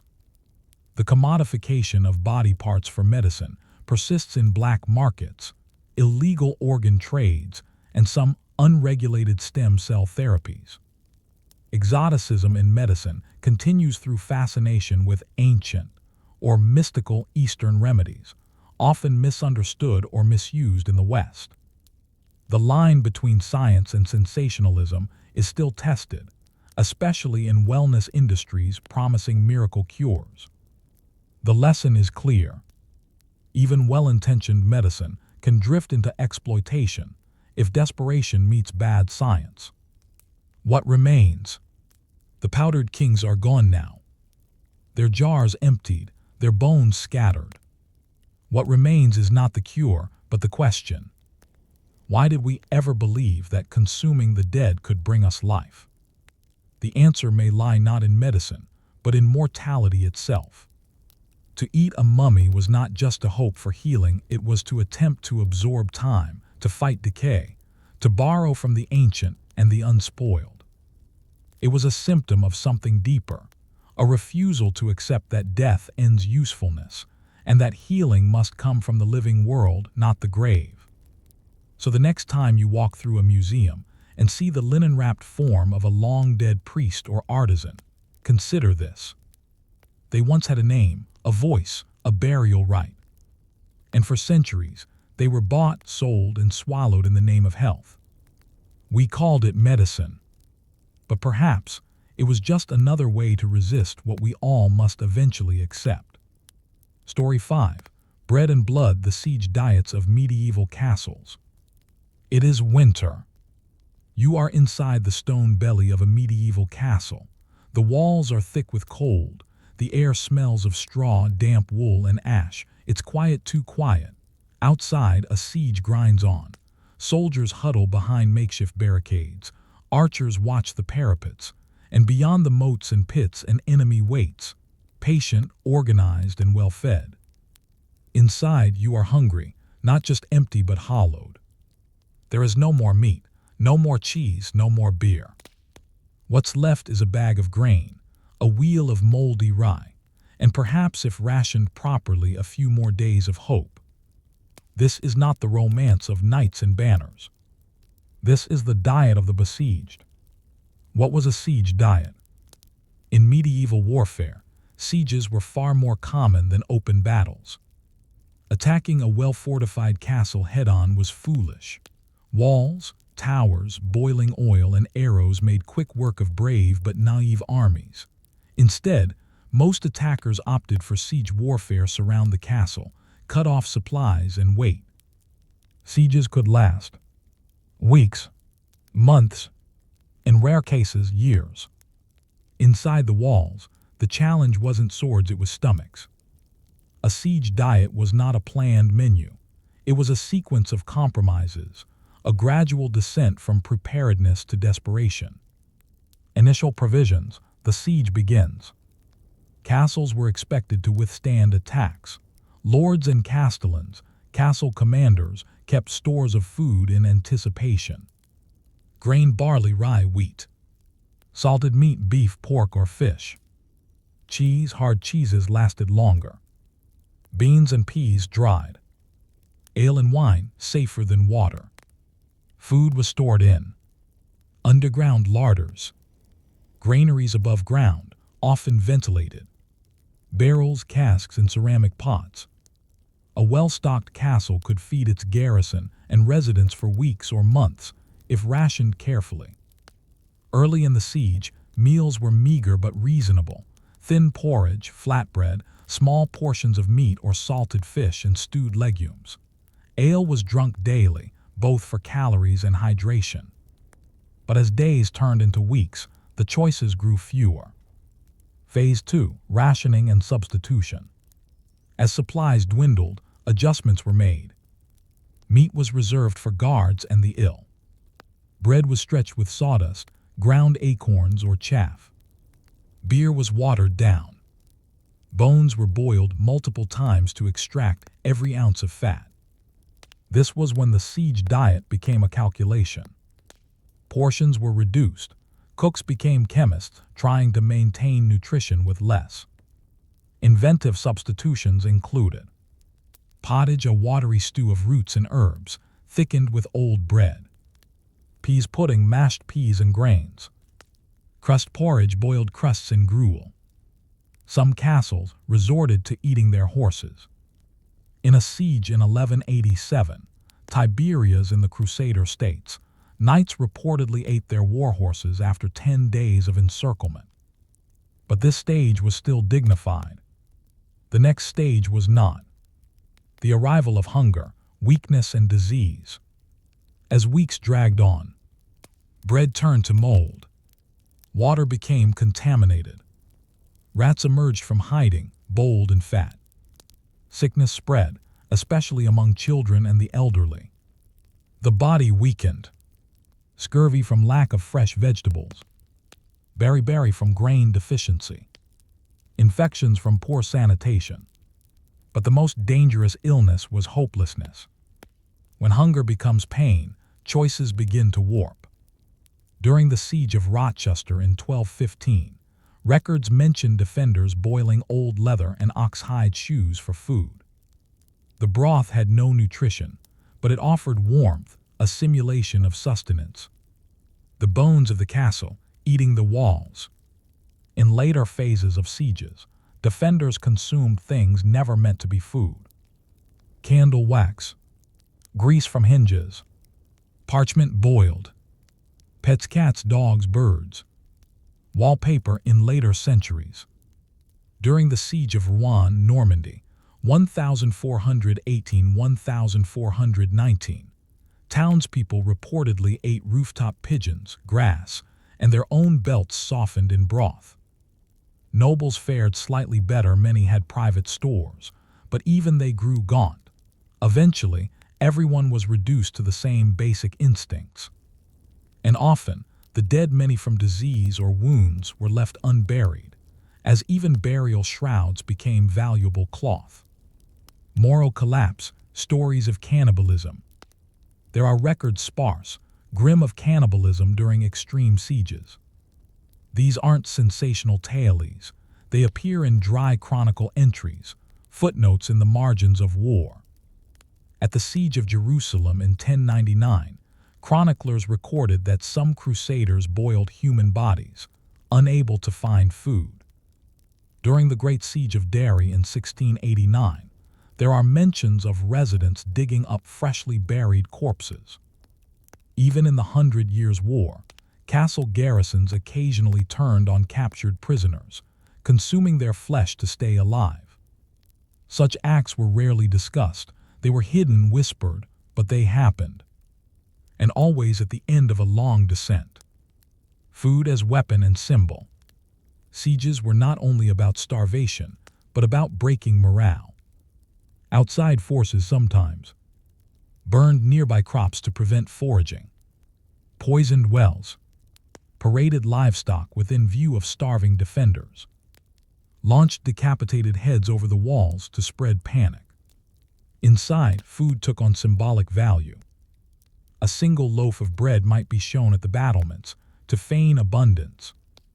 A captured cow might be marched twice around the keep to suggest a herd. Refusing to eat prisoners could be a moral act or a strategic lie. In siege warfare, food was never just sustenance. It was psychological leverage. And then surrender or death. Eventually, there were only a few outcomes. Relief, a friendly army arrives, breaking the siege. Surrender, defenders open the gates to avoid mass death. Overrun, attackers breach the walls, usually leading to massacre. Collapse, the defenders die of hunger, and no one survives to surrender. By the end, the people inside a castle were no longer fighting. They were simply waiting for help, or for the final blow. Yet even in this, there was a kind of dignity. To endure hunger without surrender was considered a mark of loyalty, of spiritual strength. But as you sit in the cold stone room, chewing a crust that tastes like mold and ash, you might ask, what did they really believe would come first, rescue or ruin? Now the candles are gone. The wax was eaten days ago. You sit by a fire made from broken furniture and splintered shield boards. The once proud stone keeps smells of sweat, sickness, and smoke. The grain stores are empty. The garrison physician, if one remains, says nothing. The siege is now in its middle phase, when the hope of early relief has faded, but the will to surrender is not yet broken. In this purgatory, hunger begins to bend the rules of civilization. Let us now look closer at what people actually did to survive inside besieged castles, and how hunger quietly transformed the codes of class, command, and morality. Class in the siege table, who ate what? At the start of any siege, the feudal hierarchy held fast. Lords and knights ate first. Servants, soldiers, and townsfolk ate what remained. Horses were kept for cavalry use, not for cooking. The keep's upper floors stored private food reserves, cheese, smoked meats, wines for the noble household. But as weeks passed, those distinctions blurred. Wealth meant little when there was nothing to buy. Commanders made ration lists, often based on function, not rank. Archers needed calories for strength. Smiths and armorers needed food to maintain equipment. Children were often the last fed, unless noble-born. Loyalty was tested at the table. Those who shared were remembered. Those who hoarded were hated. One account from the siege of Harlech Castle, Wales, 1460s, mentions a steward who secretly baked extra loaves from private grain. When discovered, he was beaten not for the theft, but for the deception. The unspoken rule was, if we suffer together. When that bond broke, morale followed. The role of women and children. Women and children were present in nearly all besieged castles, not just as refugees, but as part of the community. They cooked and rationed food, cared for the sick, carried water from inner wells, fed menial scraps to livestock to keep them alive longer. In some cases, women fought, hurling stones or boiling water from the walls. But their roles were most visible in the kitchens and cellars, where siege diets were extended by invention. Bone marrow was scraped and added to gruel. Clay pots were layered with scraps, sealed, and cooked in ash pits. Bark from trees was shredded and boiled. Children, meanwhile, often suffered first from malnutrition. Chroniclers note swollen bellies, thin limbs, sores on the mouth. Some were sent out of castles as early as possible, others died silently in corners, cradled in the folds of rags. The image of a castle under siege often conjures knights in armor. But behind every drawbridge were hundreds of quiet, desperate households trying to survive one more day. The siege kitchen, recipes of desperation. While records rarely provide full recipes, glimpses appear in chronicles and archaeology. Some examples of food during deep siege conditions. Bone broth bread. Crushed bones boiled to create a fatty broth. Mixed with flour or chaff to make a dense, chewy bread. Flavorless but caloric. Ration stew. Bits of salted pork fat, stale bread, dried peas. Extended with river water or melted snow. Often left to cook for days. Stone soup, literally. A boiling pot filled with rocks to hold heat. Herbs, roots, weeds added. Bread dipped in the liquid, but rarely consumed alone. Peasant cheese. Sour milk strained through cloth. Salted and pressed. Eaten with wild greens. Flavor, of course, was secondary. The goal was bulk and warmth. Even the act of chewing brought comfort, if not nutrition. In modern recreations, some of these siege dishes have been made. Historians note the texture is gritty, the taste sour, and the psychological effect sobering. You eat it and realize you're not meant to enjoy this, you're meant to endure it. How long could a castle hold out? Much depended on size of the garrison, initial food stores, season, access to water, possibility of resupply. Some famous sieges lasted. Siege of Rochester, 1215, 7 weeks. Siege of Kenilworth Castle, 1266, 6 months. Siege of Montsager, 1243-44, 10 months. Siege of Harlech Castle, 1461-68, 7 years intermittently. Most garrisons tried to outlast the attacking army, betting they run out of money or morale first. But that bet didn't always pay off. Eventually, decisions had to be made. Open the gates. Attempt a sortie. Execute deserters. Begin negotiations. But long before those decisions, there was the daily task of making something, anything out of nothing. Records of suffering, first-person accounts. In rare cases, those inside left records. From the Siege of Jerusalem, 1099. We ate roots and boiled leather. We buried our dead without prayer, for even the priests had grown thin and weak. From the Siege of Carcassonne, 1209.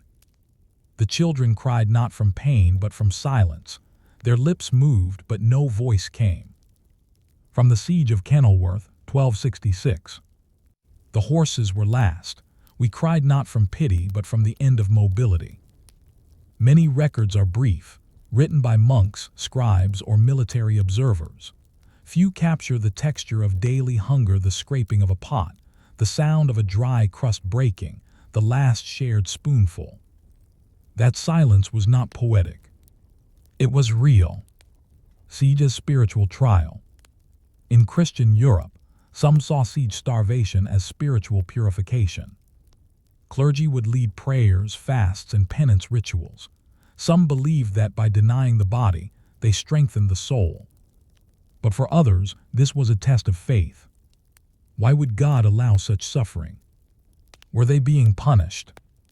Was hunger a kind of divine abandonment? Inside some castles, religious dissent grew. Priests were blamed. Lords were accused of sin. and when cannibalism occurred, no prayers followed. Survival at a cost. When a siege ended, if it ended with survivors, the costs were lasting. Survivors suffered lifelong malnutrition, tooth loss, stunted growth, especially in children, psychological trauma. Castles that held out too long were sometimes emptied, with only a handful of sickly men left behind. Even in victory, defenders often envied the dead. There are stories too dry, too believable of castles where victors opened gates to find nothing left but rags, bones, and silence. And in that silence, the question lingered: how much must be eaten before you begin to eat yourself? The gates creak open. Whether through surrender, relief, or conquest, the siege is over. Soldiers stand in the ash of cookfires long cold. Civilians shuffle from their shelters, thinner than shadows, eyes hollow with exhaustion. What they endured wasn't just hunger. It was the quiet unraveling of their world. Now, as food returns and voices rise again in the courtyard, the castle remembers, but it will never quite be the same. This final section examines what came after a siege, the consequences of hunger, the reckoning with choices made, and the strange, quiet pride that some survivors carried. Because not all battles are about swords. Some are about not collapsing when the food is gone. The first meals after famine. When a siege ended, food rarely arrived in abundance. It might come in the form of small wagons of grain from allies, foraged roots or hunted game from the surrounding countryside, spoils brought in by victors if the castle fell. But the first bite of food after starvation was dangerous. Modern nutritionists know about refeeding syndrome, a potentially fatal condition that occurs when a starving body suddenly receives carbohydrates and proteins. In medieval sieges, survivors sometimes died after eating again. That first meal was often a thin broth of barley or oats, mashed peas or boiled grain, warmed ale or watered-down wine. It was not a feast, and it was eaten slowly. Survivors often reported nausea, hallucinations, fatting, dreams of bread that had haunted their sleep. Food brought life, yes, but also grief, because when the bread came back, they could finally grieve those who hadn't made it. The scars of siege. The aftermath of siege starvation left marks. Children often grew up stunted or with weak immune systems. Adults suffered joint pain, poor eyesight, and chronic fatigue. Mental illness increased, though it wasn't understood in those terms then. Many survivors developed lifelong food rituals, hoarding bread crusts, refusing to waste anything edible, hiding dried beans in clothing or bedding. Some lords commissioned chapels or relics to honor the dead. Others simply rebuilt and moved on, quietly forgetting. But some stories refused to disappear. The Siege of Shade-al-Gaylard, 1203–1204, a case study. One of the most famous siege starvations in medieval Europe occurred at Shade-al-Gaylard, a stronghold of King Richard the Lionheart in Normandy. The castle was besieged by the French King Philip II, and after a long resistance, the surrounding civilians who had sought refuge inside were expelled from the fortress to conserve food. Accounts describe over 500 civilians, mostly women and children, trapped between the castle walls and the French siege lines, refused re-entry and denied passage. They were left to die in the winter cold. French chroniclers note that some began to consume the dead, and eventually themselves died of exposure and starvation. After the castle fell, the French were horrified to find a frozen ring of corpses around the walls. Shade-al-Gaylard became a lesson not in strategy, but in the cost of indecision and the inhumanity born of scarcity. Food as symbol, food as memory. Long after a siege ended, the stories of what was eaten or not eaten lingered. Tales of the last crust shared among soldiers, the child who lived on grass, the lord who sacrificed his horse, the woman who carried her baby's body to the gate in hopes of mercy. These stories became part of local legend, sermons, and even ballads. Bread especially became a symbol, a holy gift used in religious art to represent survival, a civic pledge, with some towns commemorating siege survival with yearly loaves, a warning used in teaching future generations about the value of stockpiling, charity, and leadership in crisis. In some French and German villages, even centuries later, children were taught not to waste bread, not for moral reasons but because, once, we had none. Siege starvation in the medieval imagination. As time passed, siege famine became part of literature and religious allegory. In medieval mystery plays, hunger was portrayed as a test of faith, patience, divine punishment or protection. Some chroniclers even described miracles, sightings of angels, or spontaneous appearance of food used to inspire hope in future sieges. But the true miracle, perhaps, was simply how people kept going. With cracked teeth and brittle bones, they lived.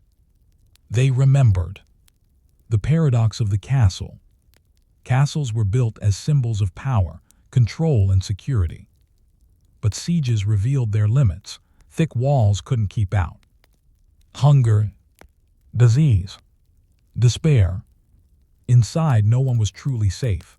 Not kings, not soldiers, not children. And so, every siege rewrote the meaning of defense. It was no longer about resisting arrows, but about resisting the urge to give in, to steal, to betray, to eat what should not be eaten. This was the invisible warfare behind the stones. A quiet reflection. As you walk through the ruins of a medieval castle today, perhaps in Scotland, Wales, or France, the stones are still. Tourists marvel at the towers, the views, the battlements. But few pause in the kitchen, or the cellar, or the larder. Few stop to think, what happened here when the gates closed? When the enemy circled? When the bread ran out? Final thought. They boiled bones. They drank broth made from leather. They scraped mold from walls and called it soup. They buried the dead shallow so they could dig them up again. And yet they survived. Not always, not many, but some. And in that survival, in that slow chew of a crust that broke more teeth than promises, they passed on a truth. Civilization is not built by heroes. It is maintained by people who eat bitter bread and don't give up. Story 6. Beaver tails and birch bark surviving the fur trade frontier. You are deep in the Canadian wilderness. The wind slices through the pine trees and snow muffles every sound. It's the 17th century and you are not a trapper or a hunter. You are something else entirely, a middleman in an empire of fur. But you are also very hungry. Because in this story, survival on the frontier was not just about cold or conflict. It was about food or the lack of it. And the food that did exist. Beaver tails, birch bark, grease, roots you couldn't name, meat that wasn't quite meat. Welcome to the fur trade, where starvation and trade danced uneasily side by side, and where European appetites met indigenous wisdom in the most literal of ways. The fur trade, a quick primer. In the 1600s and 1700s, much of the economic focus in North America was on a single animal, the beaver. Its thick, water-resistant pelt was the perfect material for fashionable European hats. Trappers, voyageurs, and traders crossed lakes and rivers to collect pelts from indigenous communities or trap them directly. The fur trade involved French and British traders, hired voyageurs, often French-Canadian laborers, First Nations and Métis trappers and guides, Hudson's Bay Company and Northwest Company forts. But these weren't cities, they weren't even towns. They were isolated outposts, reachable only by canoe, snowshoe, or foot weeks or months from supplies, and that meant every meal was earned. Voyageur rations, burned bread and bacon grease. Voyageurs were the backbone of the fur trade. They paddled canoes over thousands of kilometers of rivers and lakes, carrying heavy packs of furs and goods across portages, sometimes 15-20 per day. Their diet was simple, repetitive, and barely enough. The standard daily ration was 1 pound of dried peas or cornmeal, 1 pound of pork when available, bannock, a basic flour cake cooked in ashes or on a stone, pemmican if lucky. Water was consumed from lakes. There was no sugar, no coffee, no fresh vegetables. Sometimes the pork was rancid and the flour full of worms. Still, they boiled, fried, and ate what they had. And when they ran out, they turned to the forest. Beaver, meat, tail, and all. Beaver was not just trade, it was food. A single animal could feed several men. The tail, when roasted over a fire, became soft and gelatinous. High in fat, it was prized for its caloric density. The meat, especially the back and hind legs, was boiled into stews or jerked for travel. Fat and organs were rendered and eaten when supplies were low. Indigenous communities had long known how to use every part of the animal not only for food, but for tools, clothing, and shelter. French trappers often followed their lead. In fact, one of the earliest French survival texts includes a section titled, "On the Preparation of the Beaver Tail, which when scorched and split, provides fat enough for 3 men." Fat meant energy. In the wilderness, calories were currency. Pemmican, the frontier superfood. No story of the fur trade diet is complete without pemmican. Invented by indigenous peoples, notably the Cree and Métis, pemmican was dried powdered meat, usually bison or deer. Rendered fat, sometimes mixed with berries or marrow. It was formed into bricks or balls and packed in rawhide bags, sealed with tallow. Why was it so important? It lasted for months, even years. It was lightweight and portable. It required no cooking. It provided both protein and fat, perfect for endurance. European fur traders quickly adopted it and eventually depended on it. In fact, the Hudson's Bay Company ran entire supply lines around pemmican. Outposts in what is now Manitoba became pemmican factories, trading with local indigenous women for its production. A pound of pemmican could mean the difference between life and death on a 400-kilometer portage. The starving time of the posts. While voyageurs traveled, others remained at trading posts or winter camps, isolated fortresses in the forest. In winter, these posts often ran out of provisions. Supply ships couldn't pass frozen rivers, traps froze, game disappeared. In these times, survival meant boiled leather, shoes and belts cooked into gelatin. Lichen stew, known as rock tripe, it was difficult to digest and only eaten in desperation. Birch bark broth, a bitter, fibrous stew used to stave off hunger. Grease soups, animal fat melted into broth. These were not meals. They were strategies. One journal from a Hudson's Bay Company clerk reads, "Our men boiled the parchment walls of the trading room. It yielded a broth foul but warm. We slept with growling bellies." Indigenous knowledge, the real lifeline.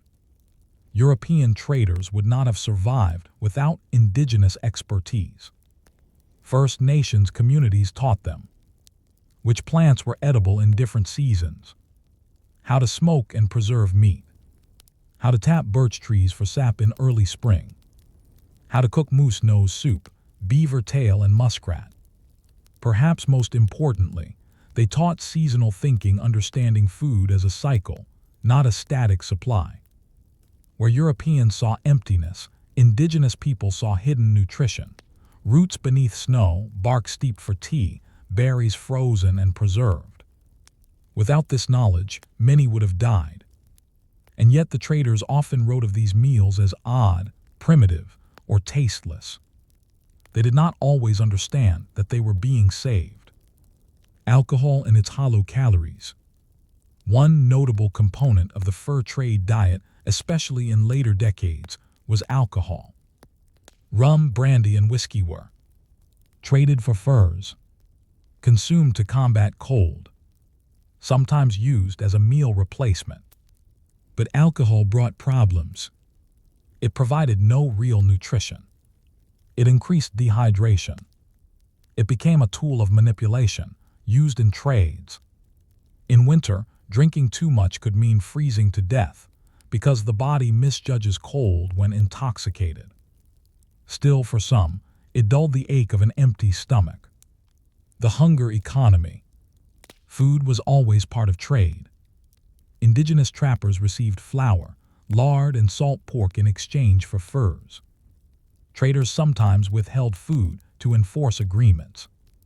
Pemmican became a regulated commodity, taxed and stored like gold. But when food was gone, all deals vanished. During famines or harsh winters, posts closed, trading ceased, communities relocated. Starvation didn't care who was the hunter or the buyer. Everyone in the end had to eat. Now, sitting by a smoky fire with a strip of dried meat in hand, the trader begins to understand. The real wealth here isn't fur. It's fat, it's bark that can be boiled. It's how to catch a fish through the ice. And he begins to ask, what do you actually own if you don't know how to feed yourself in the forest? The sky hangs low and gray. Your boots crunch over a crust of snow that never fully melts, even in April. The lakes remain sealed in ice. The last of the pemmican is gone. You count your remaining bullets too, not enough for mistakes. This is not a story about trade anymore. It is a story about endurance.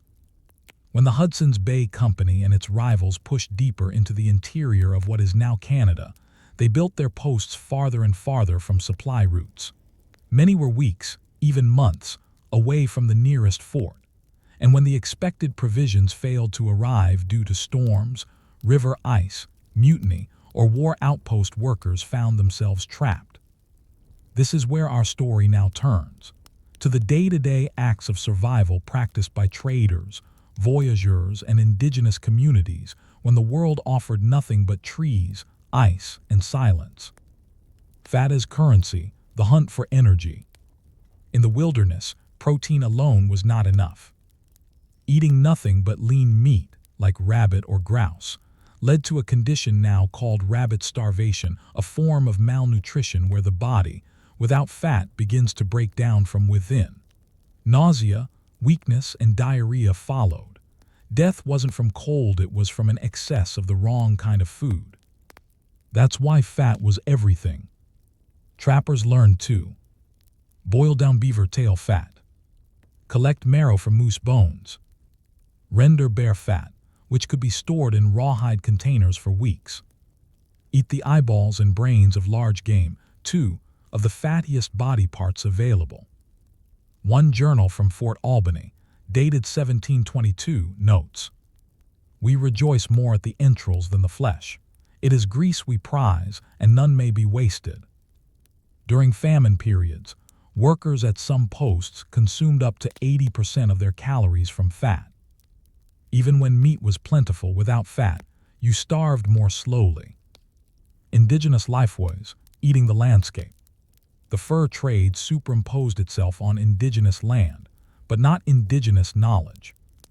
For centuries before the arrival of Europeans, First Nations peoples had cultivated a seasonal and flexible diet, perfectly adapted to the harsh climate.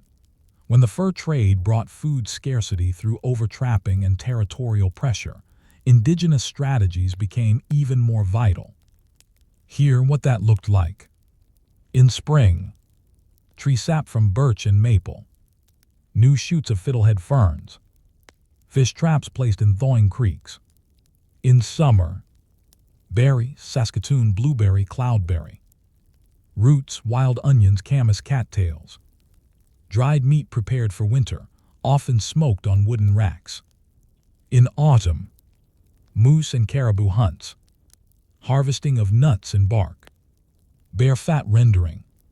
In winter, ice fishing using bone hooks and sinew lines, stews of snowshoe hare, lichens softened with ash and boiled, especially tripe de roche. These foods weren't just stopgaps, they were cultural and ceremonial. Eating wasn't just nourishment, it was how one lived in rhythm with the land. The fur traders, often dismissive at first, eventually realized the only way to survive starvation was to stop pretending the forest was empty. Birch bark more than paper. You've likely seen birch bark used to wrap fish or carve messages. But to the starving, birch bark was food, medicine, and fuel. Indigenous communities used inner bark, scraped and boiled as a starchy gruel. Charred bark ash is a mild antiseptic. Infused tea from bark and twigs to treat scurvy.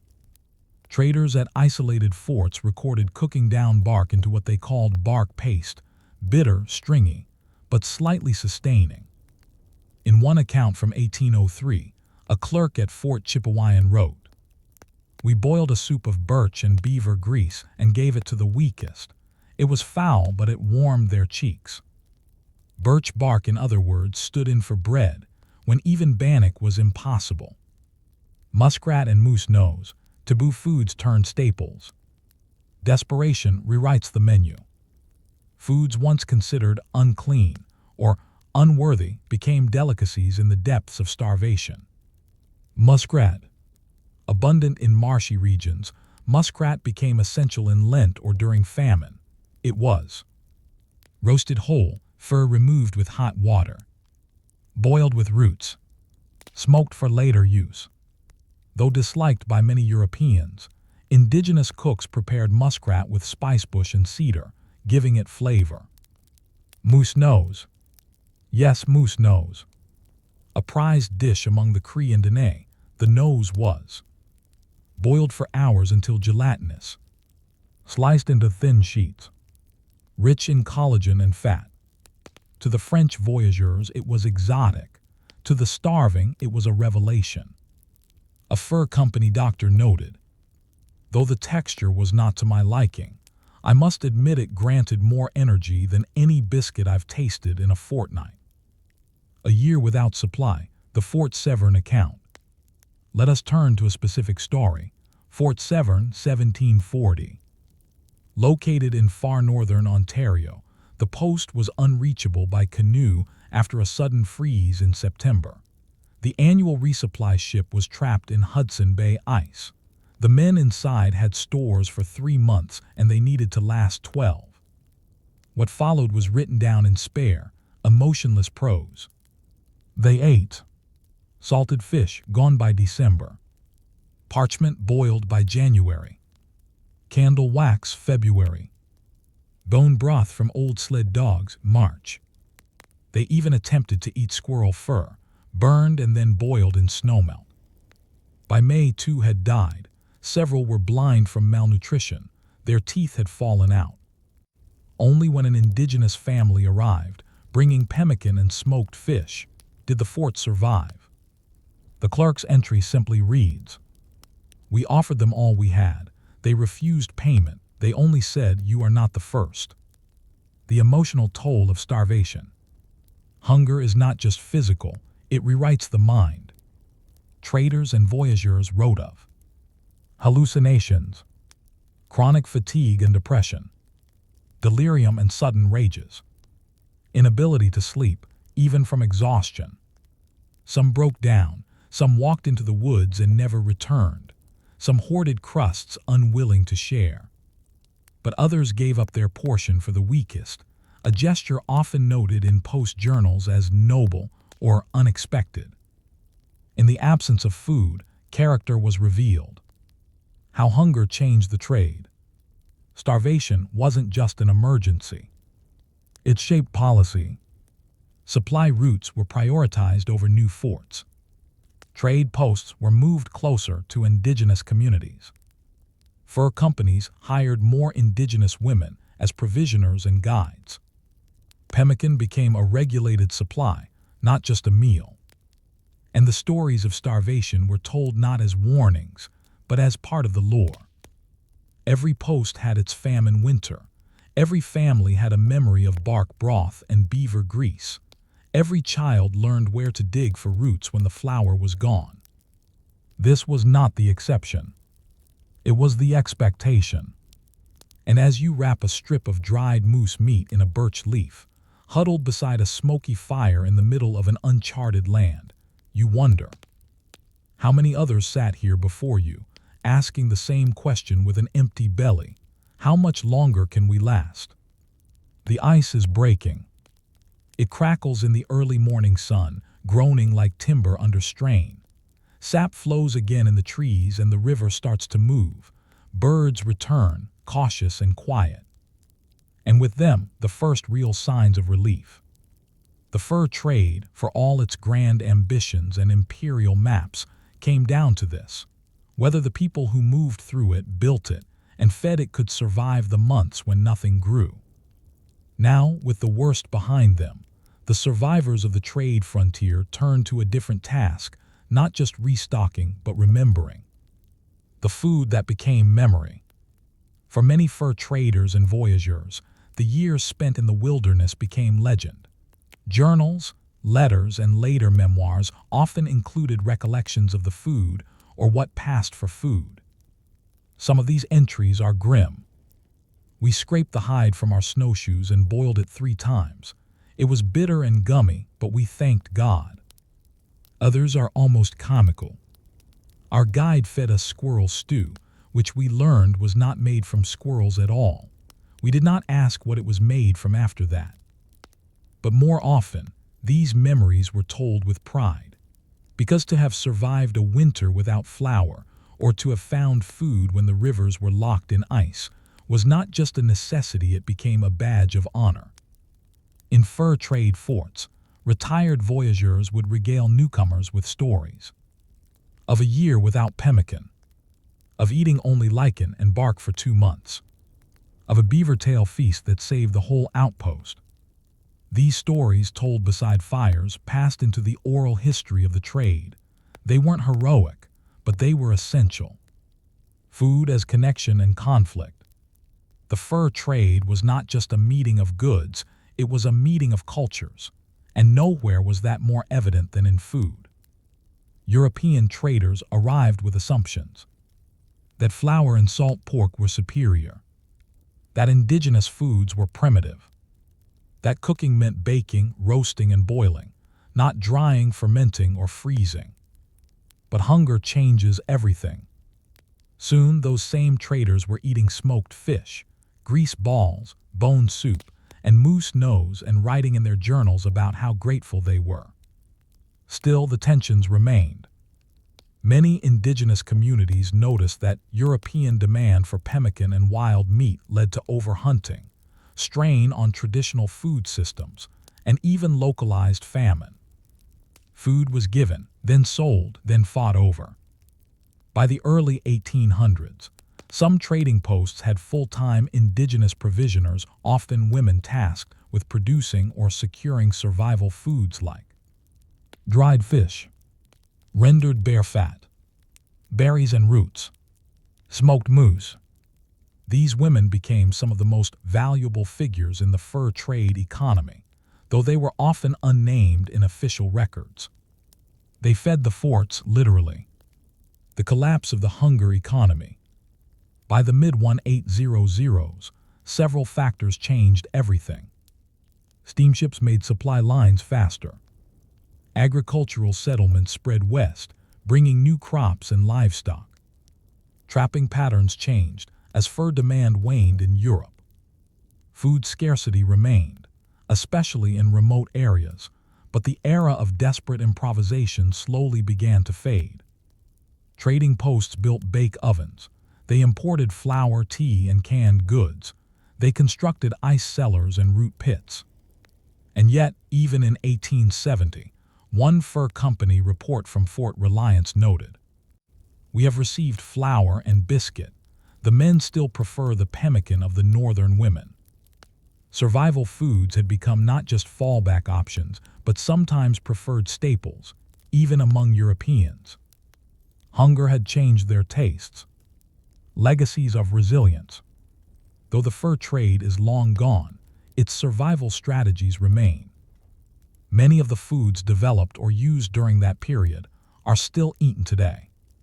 Pemmican, still made by indigenous communities, especially Métis and Cree. Sometimes sold in modern packaging, still used for long-distance canoeing, survival kits, and cultural events. Bannock, once a Scottish recipe, adapted in the fur trade era, bannock is now a staple in many indigenous households across Canada and the northern U.S., cooked over fires or in cast iron. Smoked fish and dried meat. The art of drying meat without spoilage continues to be passed on through generations, especially in regions like northern Ontario, Manitoba, and Alberta. Even beaver tail remains a delicacy in some communities, though more often now. The name has been co-opted by deep-fried pastry at Canadian festivals. Ironically, what was once survival food is now heritage cuisine. What the fur trade teaches about hunger. The fur trade diet is not about glamour or delicacy. It is about eating what you have, not what you want. Learning from others when your own ways fail. Sharing what little you have even when it's not enough. Understanding that fat is gold and that hunger respects no nationality. It is also about quiet invention: birch bark stews, stone-boiled grease, smoked entrails. Not because anyone liked them, but because the alternative was silence. And perhaps that is what endures most from this story. Not the beaver pelts or company records, but the knowledge that in an unmarked clearing 200 years ago, someone once boiled pine roots, shared them with a stranger, and watched both their hands stop shaking from the cold. Reflection, the shape of survival. Food is a mirror. And in the mirror of the fur trade we see colonial appetite always reaching, indigenous generosity often unacknowledged, human resilience tested over and over. They boiled bark. They rendered fat. They ate every part of the animal because nothing could be wasted, not in those forests. And as you sit with that knowledge, perhaps holding a piece of bannock in your own hand, you might wonder, if you were given a month alone in the woods, with no supplies, no training, and only a hatchet, how long would you last? Story 7. The Floating Coffins: Disease, Diet, and Death on Immigrant Ships. You've sold everything. You're clutching a few coins and a bundle of clothes, standing on a dock in Ireland or Germany or Norway, staring up at a ship that doesn't look large enough to carry the dreams packed inside it. It smells like old timber, sweat, and wet rope. You've been promised land, freedom, work, a future. But first, you must cross the Atlantic. What you don't know yet is that this ship, your only route to salvation, is more like a floating coffin. This is the story of the immigrant ships of the 18th and 19th centuries. How hundreds of thousands of people, desperate for survival, boarded ships bound for North America, and how many of them starved before they ever saw land, leaving with less than enough. The decision to emigrate wasn't easy. For many, it followed famine, crop failure, persecution, or economic collapse. They weren't chasing opportunity, they were fleeing hunger. And yet, the voyage itself offered no guarantee of nourishment. Each family was told to bring their own provisions. These were supposed to last for a journey that might be 6 to 8 weeks or longer, depending on wind and weather. Recommended rations for a family of 4 included 200 pounds of ship's biscuit, 50 pounds of salted pork or beef, dried peas, oatmeal, rice, a small keg of water or beer, lard, butter, dried fruit if possible. Most didn't have the means to buy this much, so they boarded with far less. A sack of potatoes, a few loaves of dark bread, salted herring, a tin of oats, maybe a wedge of cheese. None of it was meant to last 2 months, especially not when stored in the damp belly of a crowded ship, with rats and weevils as constant companions. Conditions below deck. Third class or steerage. Passengers, the poorest class, were packed into the ship's hold. Wooden bunks stacked 2 or 3 high. Little or no ventilation. Dim light from tiny portholes. Human waste collecting in barrels or sloshing underfoot. There were no kitchens, no dining rooms. You cooked on a small shared stove if one was available, or you ate cold and raw. Passengers were responsible for managing their own food, rationing it, cooking it, sharing it, or hiding it. Hunger made tempers flare. A diary from a Prussian immigrant on a ship to Philadelphia in 1834 recounts. We fought over bread crusts like dogs. A child was struck for stealing a boiled potato. By week 3, the food began to spoil. The bread grew mold. The pork went sour. Water turned green. Still you ate. Or you didn't. Scurvy, dysentery, and the daily toll. Food wasn't the only problem. The lack of fresh produce led to widespread scurvy, a deficiency of vitamin C. Symptoms included bleeding gums, loosened teeth, bruising, joint pain, fatigue. One German ship bound for New York in 1847 lost 27 passengers, half of them children, to scurvy in a single voyage. Others succumbed to dysentery from tainted water, cholera or typhus, especially on overcrowded Irish ships during the famine years, starvation when provisions ran out and wind failed. Ships became quarantine zones. Some were refused entry to harbors. Others were forced to dump bodies overboard mid-journey. This was not a passage. It was a trial. The Irish famine ships. During the Great Famine, 1845–1852, over 1 million Irish fled starvation by sea. Many boarded what came to be called coffin ships. These were poorly maintained, overloaded to maximize profit, undersupplied, often operated by absentee owners or unscrupulous agents. Passengers were promised food but received little. Some were given flour and molasses. Others had to share a single bag of oats among 10 people. Mortality rates on some Irish ships reached 30%. And yet, people kept coming because the death they left behind in Ireland felt more certain than the gambled suffering at sea. An anonymous letter from a survivor reads, "The rats aboard were better fed than the children, but at least here the land waits." What people ate and didn't eat. A typical immigrant ship meal, if lucky. Salt pork or beef, heavily brined. Ship's biscuit, rock hard, infested with weevils. Dried peas or beans, boiled to mush. Oatmeal gruel.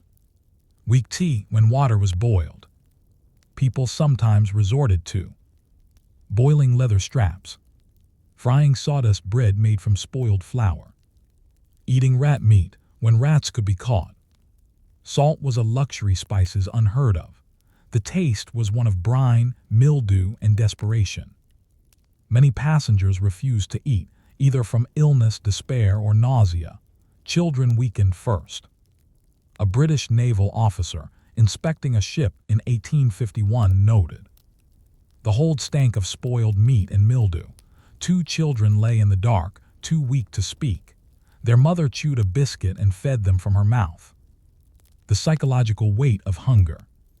Beyond the physical toll, hunger aboard ship broke people's minds. Chroniclers described delirium, hallucinations, wailing at night from fevered children, mutinies in some cases, when passengers threatened the crew over food rations. One account from a Danish ship tells of a man who attempted to leap overboard, convinced he saw an orchard just beyond the rail. In some cases, families were torn apart. Parents gave their food to children. Children watched parents die, and were adopted by strangers on arrival. Survivors often never spoke again of what happened on the voyage. The hunger at sea was not a shared experience. It was a personal silence each person carried ashore. Hope on the horizon. And yet some survived. They stood on deck in the early morning light, watching the hazy shape of Halifax or New York or Quebec grow on the horizon. Gaunt, sick, barefoot but breathing. Food was sometimes delivered before disembarkation. Loaves of soft bread, warm broth, apples or oranges to fight scurvy.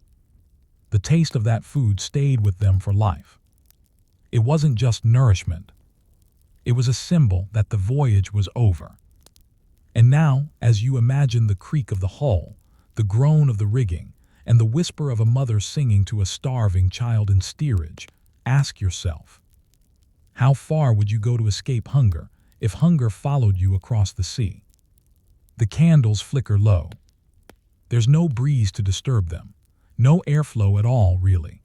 Just the breath of 300 people packed into a single hold, pressed side by side on wooden boards slick with sweat, seawater, and sickness. The ship has been becalmed for 4 days. The sails hang like damp laundry and the sea is glass. The food ran out yesterday. The water was gone the day before that. Children sleep fitfully, waking only to cough or cry. A man has not moved in his bunk for 12 hours. No one asks if he is dead. Not yet. This is not a rare scene.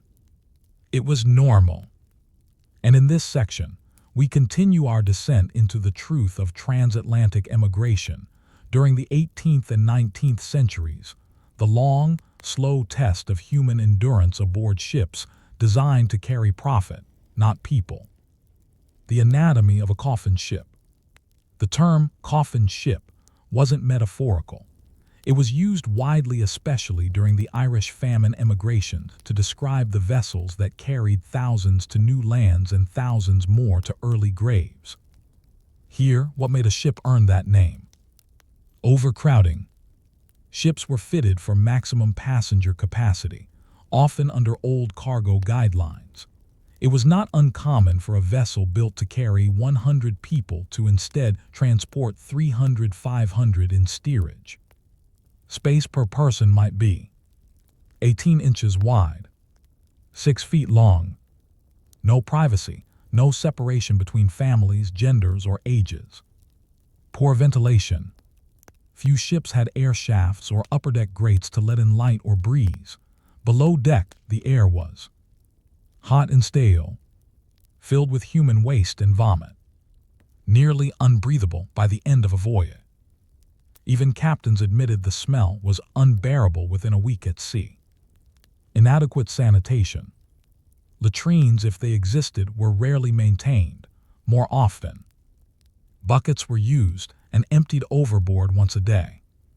Waste was left to soak into the boards. Disease spread from shared bedding and lice infestations. The hold became a closed ecosystem of suffering. Disease as a passenger. Malnutrition weakens the immune system. Add hundreds of people in unsanitary conditions, and you create ideal conditions for epidemic disease. The most common included typhus, ship fever, spread by lice. Symptoms: high fever, rash, delirium. Mortality rate, up to 20% in outbreaks. Entire families might be wiped out before landfall. Ships that docked in ports like Grosse Isle, Quebec, or Ellis Island, New York, were often met by quarantine officers and burial crews. Cholera, waterborne, spread by contaminated drinking barrels. Caused severe diarrhea, dehydration, death in hours. Scurvy, not infectious but common, resulted from a lack of fresh fruit or vegetables. Led to bleeding gums, loose teeth, and joint pain. Dysentery, particularly deadly for children, caused by rot, spoiled food, and tainted water. Many ships lost 10–30% of their passengers to disease. One American newspaper described the arrival of an Irish famine ship in 1847. Of the 340 who boarded, only 203 walked off. The rest had been wrapped in canvas and given to the sea. Rationing, hoarding, and desperation. With no regulated onboard food service for steerage passengers, people rationed what they brought. But hunger grows quickly, and soon desperation began to change behaviors. Hoarding. Some passengers, especially those with hard biscuit or dried meat, hoarded their food, hiding it under bedding, within bundles of clothes, even inside shoes. This led to theft, violence, families fighting over scraps, trade and barter. A stale loaf could be traded for a blanket, a spoonful of lard, a half pint of stale beer. Wealthier passengers sometimes bribed the ship's crew for small extras, soft bread, sugar, or a sip of whiskey. But most had nothing left to offer. Children and food. Mothers often fed children, first chewing hard biscuit into paste, softening it with spit, and pushing it into a baby's mouth. If a child died, any remaining food was often given to others. One immigrant wrote, "We did not bury our dead. We wrapped them in our hunger and passed the food to the next soul in need." The psychology of the hold. Food wasn't the only thing running out. So was hope. Passengers reported hallucinations of markets and orchards, fights breaking out over phantom meals, silent days when no one spoke for hours, singing as the only comfort, a murmur rising from bunks like prayer. Survivors often described hunger as a fog, a slow forgetting of who they were and what they hoped for. For many, the only thing worse than dying at sea was the possibility of arriving too late to find their sponsors gone, land taken, jobs vanished. Quarantine, welcome or warning. Arriving in North America didn't always mean safety. Most major ports had quarantine stations. Grosse Isle, Quebec, over 5,000 people buried during the 1847 famine year. Ellis Island, New York, required health inspections and quarantine holds. Halifax and St. John, Canada, known for detaining sick passengers in hospital ships. Some ships were turned back, others were held offshore for weeks. Bodies were removed by night, buried in mass graves. And yet, many remembered these stations, not with anger but with relief.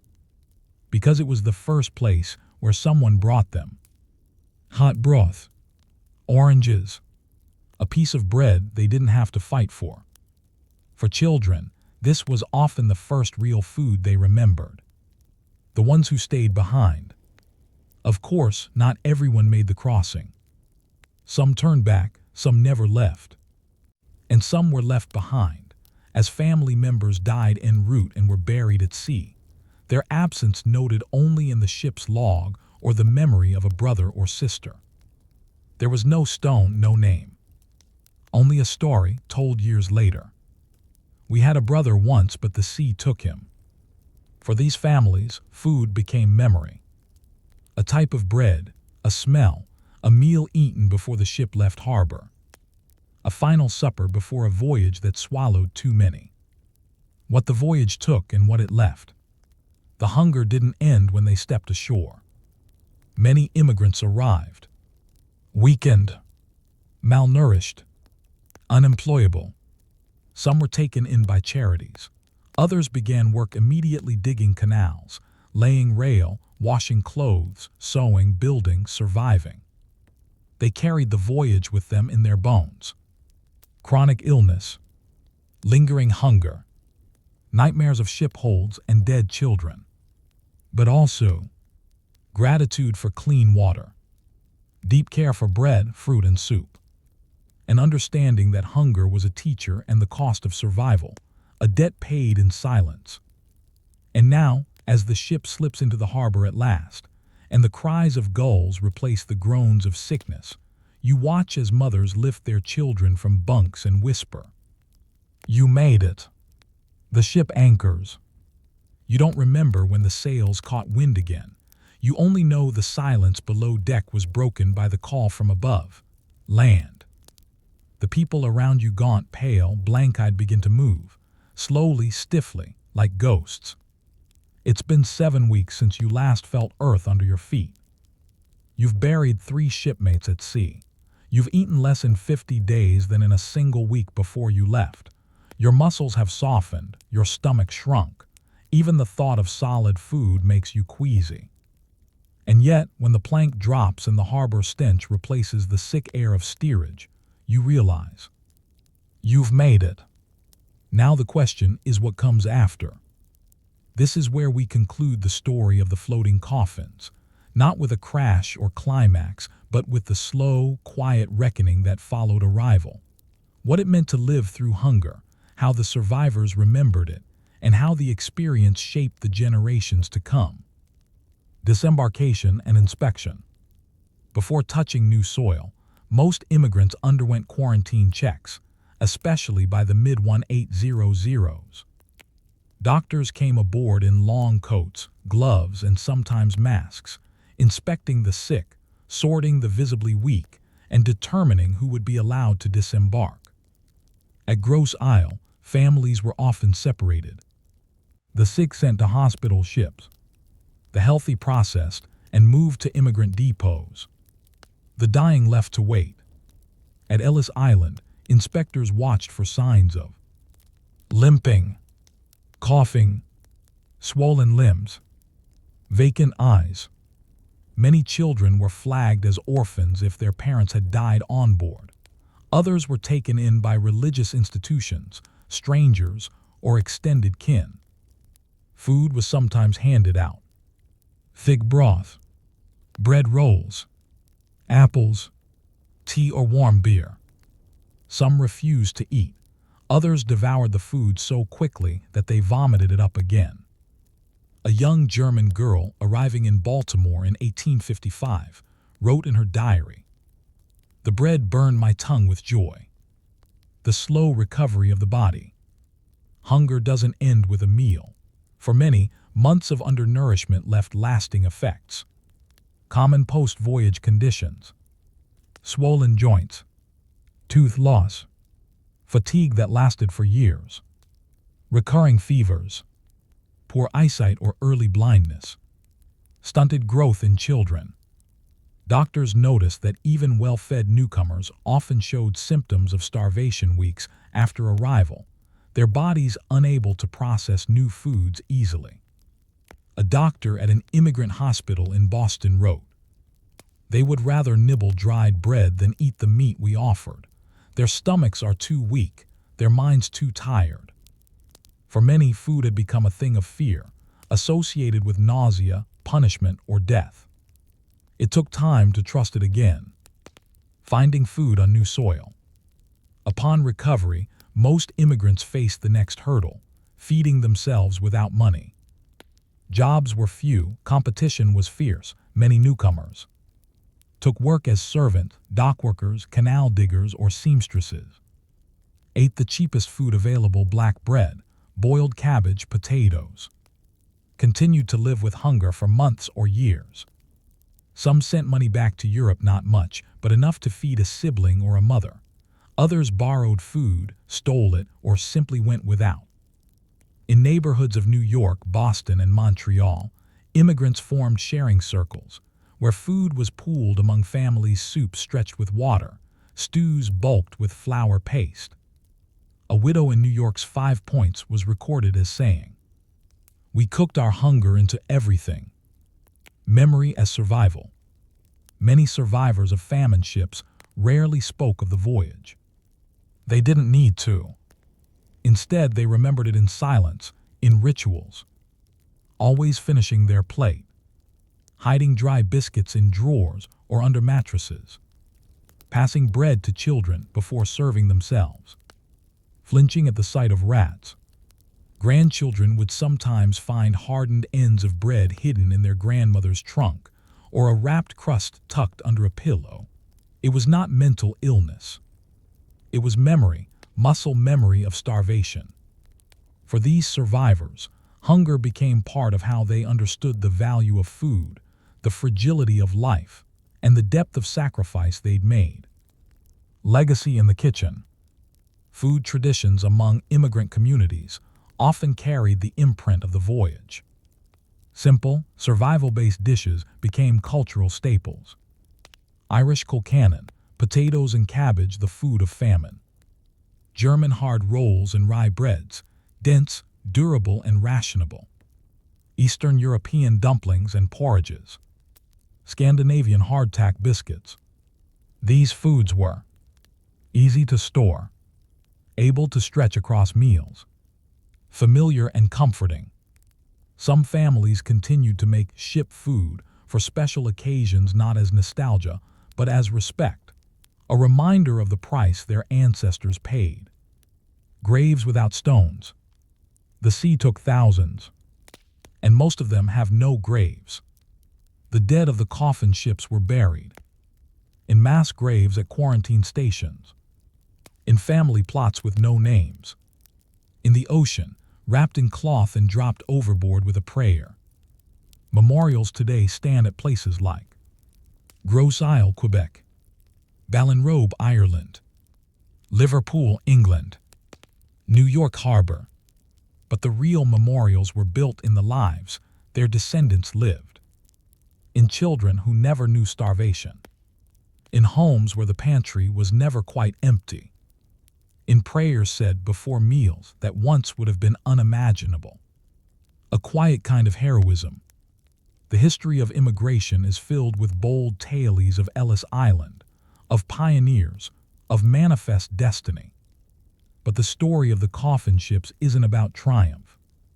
It's about endurance, of men and women who knew they might die crossing the sea, but went anyway, who watched their children waste away, but kept them warm, who ate moldy bread, drank green water, and held onto life with teeth they could barely keep in their mouths, and who stepped onto a foreign shore not with a flag, but with an empty stomach and a will to begin again. Final reflection. In your kitchen, you probably have more food than a ship's hold carried for 300 souls. You likely haven't had to boil oats 3 times to stretch them through a week, or eat weevil-ridden biscuit by candlelight while coughing blood. But someone in your family tree may have. And they didn't just survive. They brought the hunger with them and taught their children never to take a full plate for granted. So tonight, before you throw away that last crust, ask yourself, what would it have tasted like to someone who made it through the voyage? Story 8. The salt of survival, desert marches and brined rations in ancient armies. You feel the heat before you see the desert. The sun is high, the wind is dry. Your tunic sticks to your back as you march across a landscape that hasn't seen rain in weeks or months. You carry a short sword, a leather flask, and a sack that contains your life. A handful of bread, a strip of dried meat, and if you're lucky, a few pinches of salt. Because in this story, salt isn't seasoning. It's survival. This is the story of armies on the move in the ancient world: Egyptians, Persians, Greeks, and Romans, and how their success depended not only on weapons or tactics, but on what they carried, cooked, and consumed in the unrelenting sun. It's a story of preserved meat, brine vegetables, desert thirst, and the unseen logistics that kept soldiers alive. Why salt mattered. In the ancient world, salt was not just valuable, it was vital. It preserved food before refrigeration. It prevented muscle cramps and dehydration. It allowed armies to march longer, with lighter, more durable rations. Salt could make or break a campaign. Too little and food spoiled quickly. Too much and water supplies became insufficient. Poor salt logistics led to mutinies, illness, and even battlefield defeat. Roman soldiers received part of their wages in salt or salt allowances. This is where the word salary comes from, salarium in Latin. To march without salt was to risk not just hunger but collapse. Marching diets of the ancient world. Ancient armies moved in massive formation, sometimes tens of thousands of men across terrain with few resources. They had to carry food that was light, non-perishable, calorie-dense. Here's what different armies packed. Egyptians' New Kingdom era. Bread cakes baked hard, almost like biscuit. Dried fish and salted goose. Onions and leeks. Beer stored in skins. Salt cakes, flat-pressed salt wrapped in cloth. Persians, Achaemenid Empire. Salted mutton and dried fruits. Flatbread and dates. Brine turnips. Goat cheese. Pickled herbs in vinegar and salt. Greek hoplites. Barley cakes and olives. Dried fish, often salted cod or mackerel. Wine mixed with water. Salted figs and garlic. Roman legionaries. Hardtack known as buxulatum or panis militaris. Salt pork petasso. Pools, a porridge made of spelt and salt. Pickled vegetables. Garum, a fermented fish sauce, rich in salt. Each of these diets had one key thing in common: salt-preserved ingredients that could withstand long desert marches, heat, and days without resupply. Salt as a medical necessity.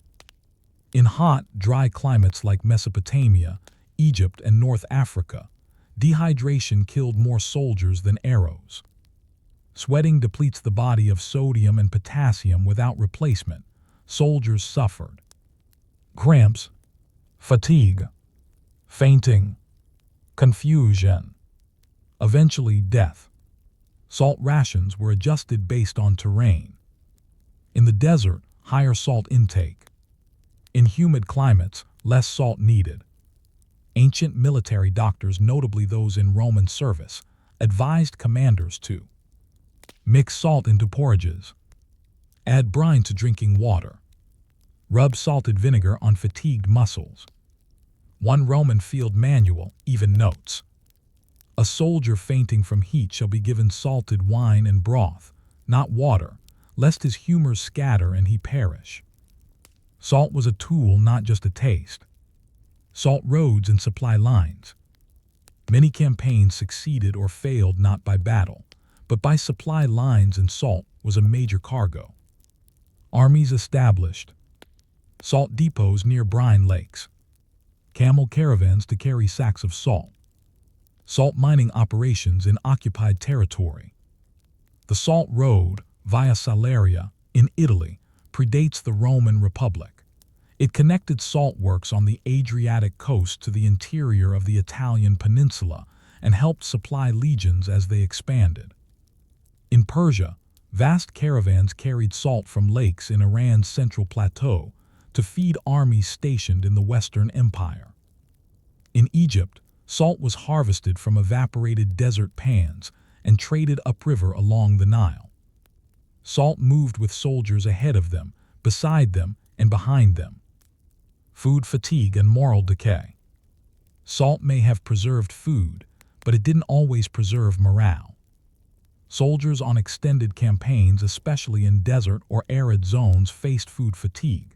Their diets were repetitive, dry, lacking in texture and variety. Roman letters and records show complaints of hard biscuit too dry to chew, of salt pork gone rancid, of pickled cabbage eaten for 30 days straight. In some cases, soldiers refused rations or traded them for wine, honey, or fresh fruit from local villages. Commanders responded with punishments for food waste, incentives like extra olive oil, dried fruit, or a day's rest, raids on enemy farms to acquire fresh produce. But on long desert marches, fresh food was rare. Salted rations were all that stood between life and starvation. Salted water and the taste of thirst. One of the grimmer realities of desert campaigning was the taste of water.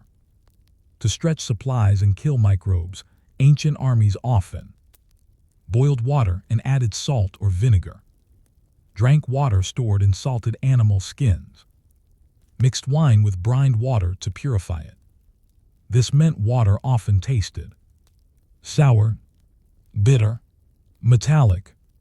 A Roman general once wrote, "Our men beg for water but curse what they drink." Still, this prevented many waterborne diseases, especially dysentery and fever.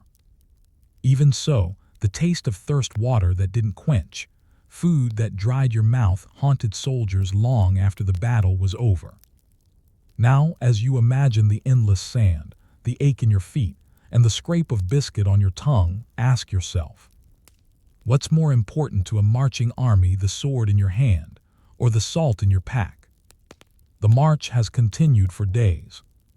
The sun never seems to move. The sand is endless. Your feet crack from the dryness, and every swallow of water makes your mouth thirstier. You've eaten the last of the pickled onions. What remains are small cloth bundles, hardened biscuit, a strip of salted goat meat, and a pinch of precious salt. Not for taste, but to keep your muscles from cramping, your limbs from failing. At night, fires flicker across the dunes. Soldiers chew slowly and quietly. No one speaks of battle. They speak of bread, fresh figs, and clean water. This is the hidden side of conquest, not glory, but logistics. Not ambition, but provision. Because long before a spear is thrown, the war is won or lost based on how well-fed your army is. And in the ancient world, nothing fed an army like salt. Salt as currency and strategy. Salt wasn't just a ration item, it was pay, bribe, diplomatic gift, ransom. Commanders rewarded units with extra salt rations for performance, access to brine food stores, better cuts of meat preserved in salt. This ensured loyalty, morale, control. The Persian Achaemenids used salt stores to reward satraps and stabilize provinces. In Greek city-states, salt rights were fiercely protected and occasionally traded for military support.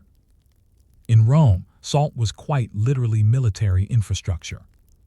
The Roman salarium. Roman legionaries were paid a stipend partly to cover food costs, including salt. Some scholars believe salarium, the word root of salary, originally referred to this salt allowance.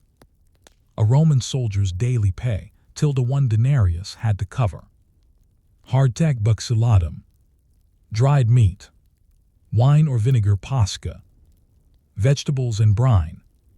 Salt was factored into this calculation. Bought in bulk from army stores, carried on wagons or camel caravans, sometimes granted in kind, actual salt instead of coin. In siege warfare, salt was doubly critical. Armies could endure months of blockade, subsisting entirely on preserved food. One account from the siege of Numantia, 134 BC, records, "We boiled salted wheat cakes and pickled thistles. Many died, but not from hunger. The salt preserved what little strength we had." The strategic use of salt. Salt could be weaponized, and it often was. Scourged earth. The most infamous example is Carthage. After the Third Punic War, 146 BC, legend says the Romans burned the city, destroyed the harbor, sowed the surrounding fields with salt. Modern scholars debate the literal truth of this act, but symbolically, it reflected a tactic used elsewhere, salting land to render it infertile, destroying the enemy's food base. Siege deprivation. Salt denial was also used in siege warfare. Cutting off brine supplies, polluting salt wells, burning storehouses. Without salt, food spoiled quickly, morale plummeted, disease spread. A single broken salt shipment could mean the difference between holding a city and losing it. Salt and mutiny. When salt ran out, so did loyalty. Ancient armies faced mutiny not only from lack of pay but from ration disputes. Salt was at the center of many. Example, the Syrian campaign, Seleucid Empire, 2nd century BCE. An army marching toward Persia was stranded in desert heat. Salted meat spoiled due to poor packaging. The vinegar brine intended for water purification evaporated. Within 5 days, heat stroke and cramps overtook 300 men. Officers refused to share personal stores. Mutiny erupted. A commander was stoned to death by his own troops. This was not unusual. Hunger broke rank. Salt prevented that. Roman revolts. In Roman records, food shortages are cited in multiple revolts. The Pannonian Mutiny, AD 14. Salted meat unfit for dogs, one soldier claimed. The African legions, AD 46, demanded double salt rations after marching inland. Salt, though a small weight in a pack, bore enormous symbolic value. Ancient food preservation, the methods behind the march. Soldiers learned how to preserve food with salt in multiple ways. Dry salting. Meat was cut into strips, packed in salt and pressed with stones.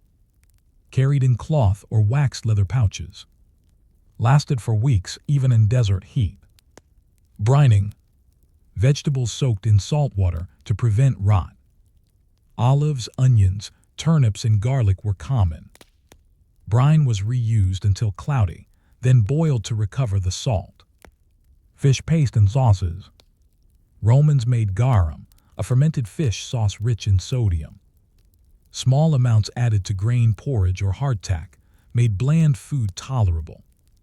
Highly portable and calorie-dense. Salt was also used to make pemmican-like mixtures of meat, fat, and grains in North Africa, precursors to later Arab and Berber survival foods. The desert campaigns and the price of miscalculation. In desert warfare, whether in Mesopotamia, Egypt, or North Africa, misjudging salt logistics was catastrophic. An example: the Roman expedition to Arabia Felix, 26 BCE.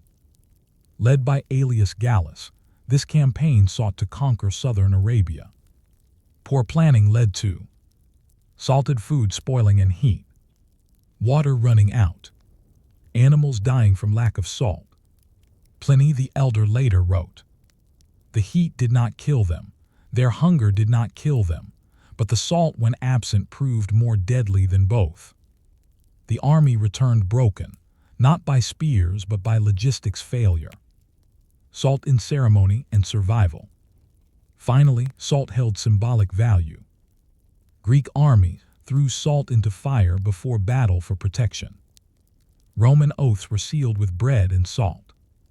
Egyptian priests preserved sacred offerings in salt before burial. In these rituals, salt was not just a utility.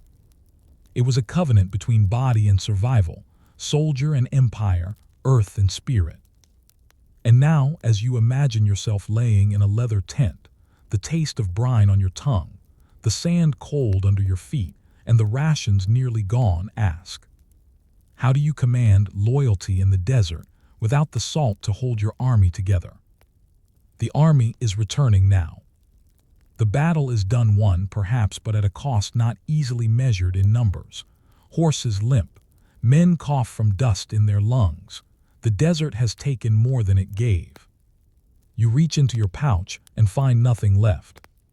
No biscuit, no meat, just the last pinch of salt.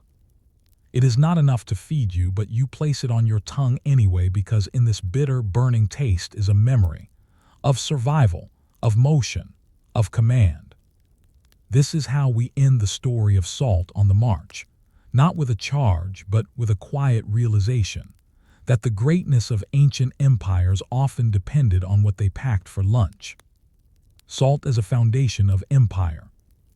As Rome grew, so did its dependency on salt, not just as a ration item, but as a foundation for expansion.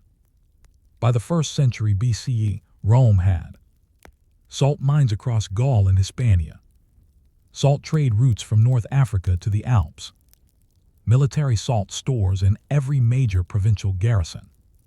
Salt enabled Rome to keep legions in the field for years at a time, support winter encampments with salted beans, fish, and meat, establish military colonies in newly conquered regions. It also gave rise to entire professions. Salinators soldiers assigned to oversee salt logistics. Porters Salis toll collectors on salt roads. Negotiators Salis merchants licensed by the state to manage salt supply. Salt became a militarized industry. Salt and the Invisible War. In many campaigns, salt logistics decided more than the battlefield. The battle that never was. In 74 BCE, a Roman detachment sent to secure Cilician mountain passes turned back after. Salt cargo mules were stolen. Food spoiled. Fresh water sources ran dry. The battle never happened. The war effort paused for 6 months. A single loss of salted supplies delayed an entire campaign. The siege that lasted. In contrast, during the siege of Alasia, 52 BCE, Julius Caesar's legions dug deep granaries, brined fish hauled in from Gallic lakes, preserved vegetables in vinegar and salt. They outlasted the defenders not because they had more soldiers, but because they had better salt logistics. Victory was not won in days but in salted weeks. Cultural variations in salt strategy. Different ancient civilizations adapted salt use to their environments. Egypt used salt not only for food, but for mummification, giving them mastery of preservation. Carried salt tablets in papyrus wrappers. Salted duck and goose for high-energy rations. Persia stored pickled dates and cucumbers in clay amphorae sealed with wax. Combined salt with yogurt to make kashk, a sour milk paste for desert rations. Rome innovated food crates with layered salt and hay insulation. Built underground salt storage bunkers in military camps. These differences reflect how salt shaped not just diets, but entire systems of movement, survival, and administration. Salt in morale. On long campaigns, salt did something more than preserve food. It preserved order. Commanders who managed rations well kept men loyal through winter, prevented revolt, built reputation and trust. One Roman centurion famously said, "I fear a dry camp more than a blade." Legends speak of soldiers who shared their last pinch of salt as a sign of brotherhood, refused to eat meat without salt, calling it dead upon the tongue. Deserted armies, where rations were poorly salted, claiming the gods were displeased. Salt became ritual, medicine, and morale. Salt as a tool of colonization. When Rome conquered new lands, they brought roads, laws, language, and salt. New provinces were surveyed for brine flats and salt mines, assigned salt quotas for taxation, supplied salt rations for Roman garrisons. In time, salt became a means of control. Locals who resisted were cut off from access to Roman salt markets, taxed heavily on native salt, forced to buy Roman preserved goods. Salt became the taste of empire, salty, uniform, packaged. Salt and the soldier's legacy. What did soldiers carry home? Many returned with stained canteens crusted with old brine, a fondness for salted meat they once cursed, recipes for salted stews, pickled garlic, or preserved grapes. In retirement, veterans often opened inns serving travel rations with salt-heavy flavors, shared preservation techniques with local farmers, passed down their knowledge of salt to children. Salt became part of daily peacetime life, a memory of war tasted in soup.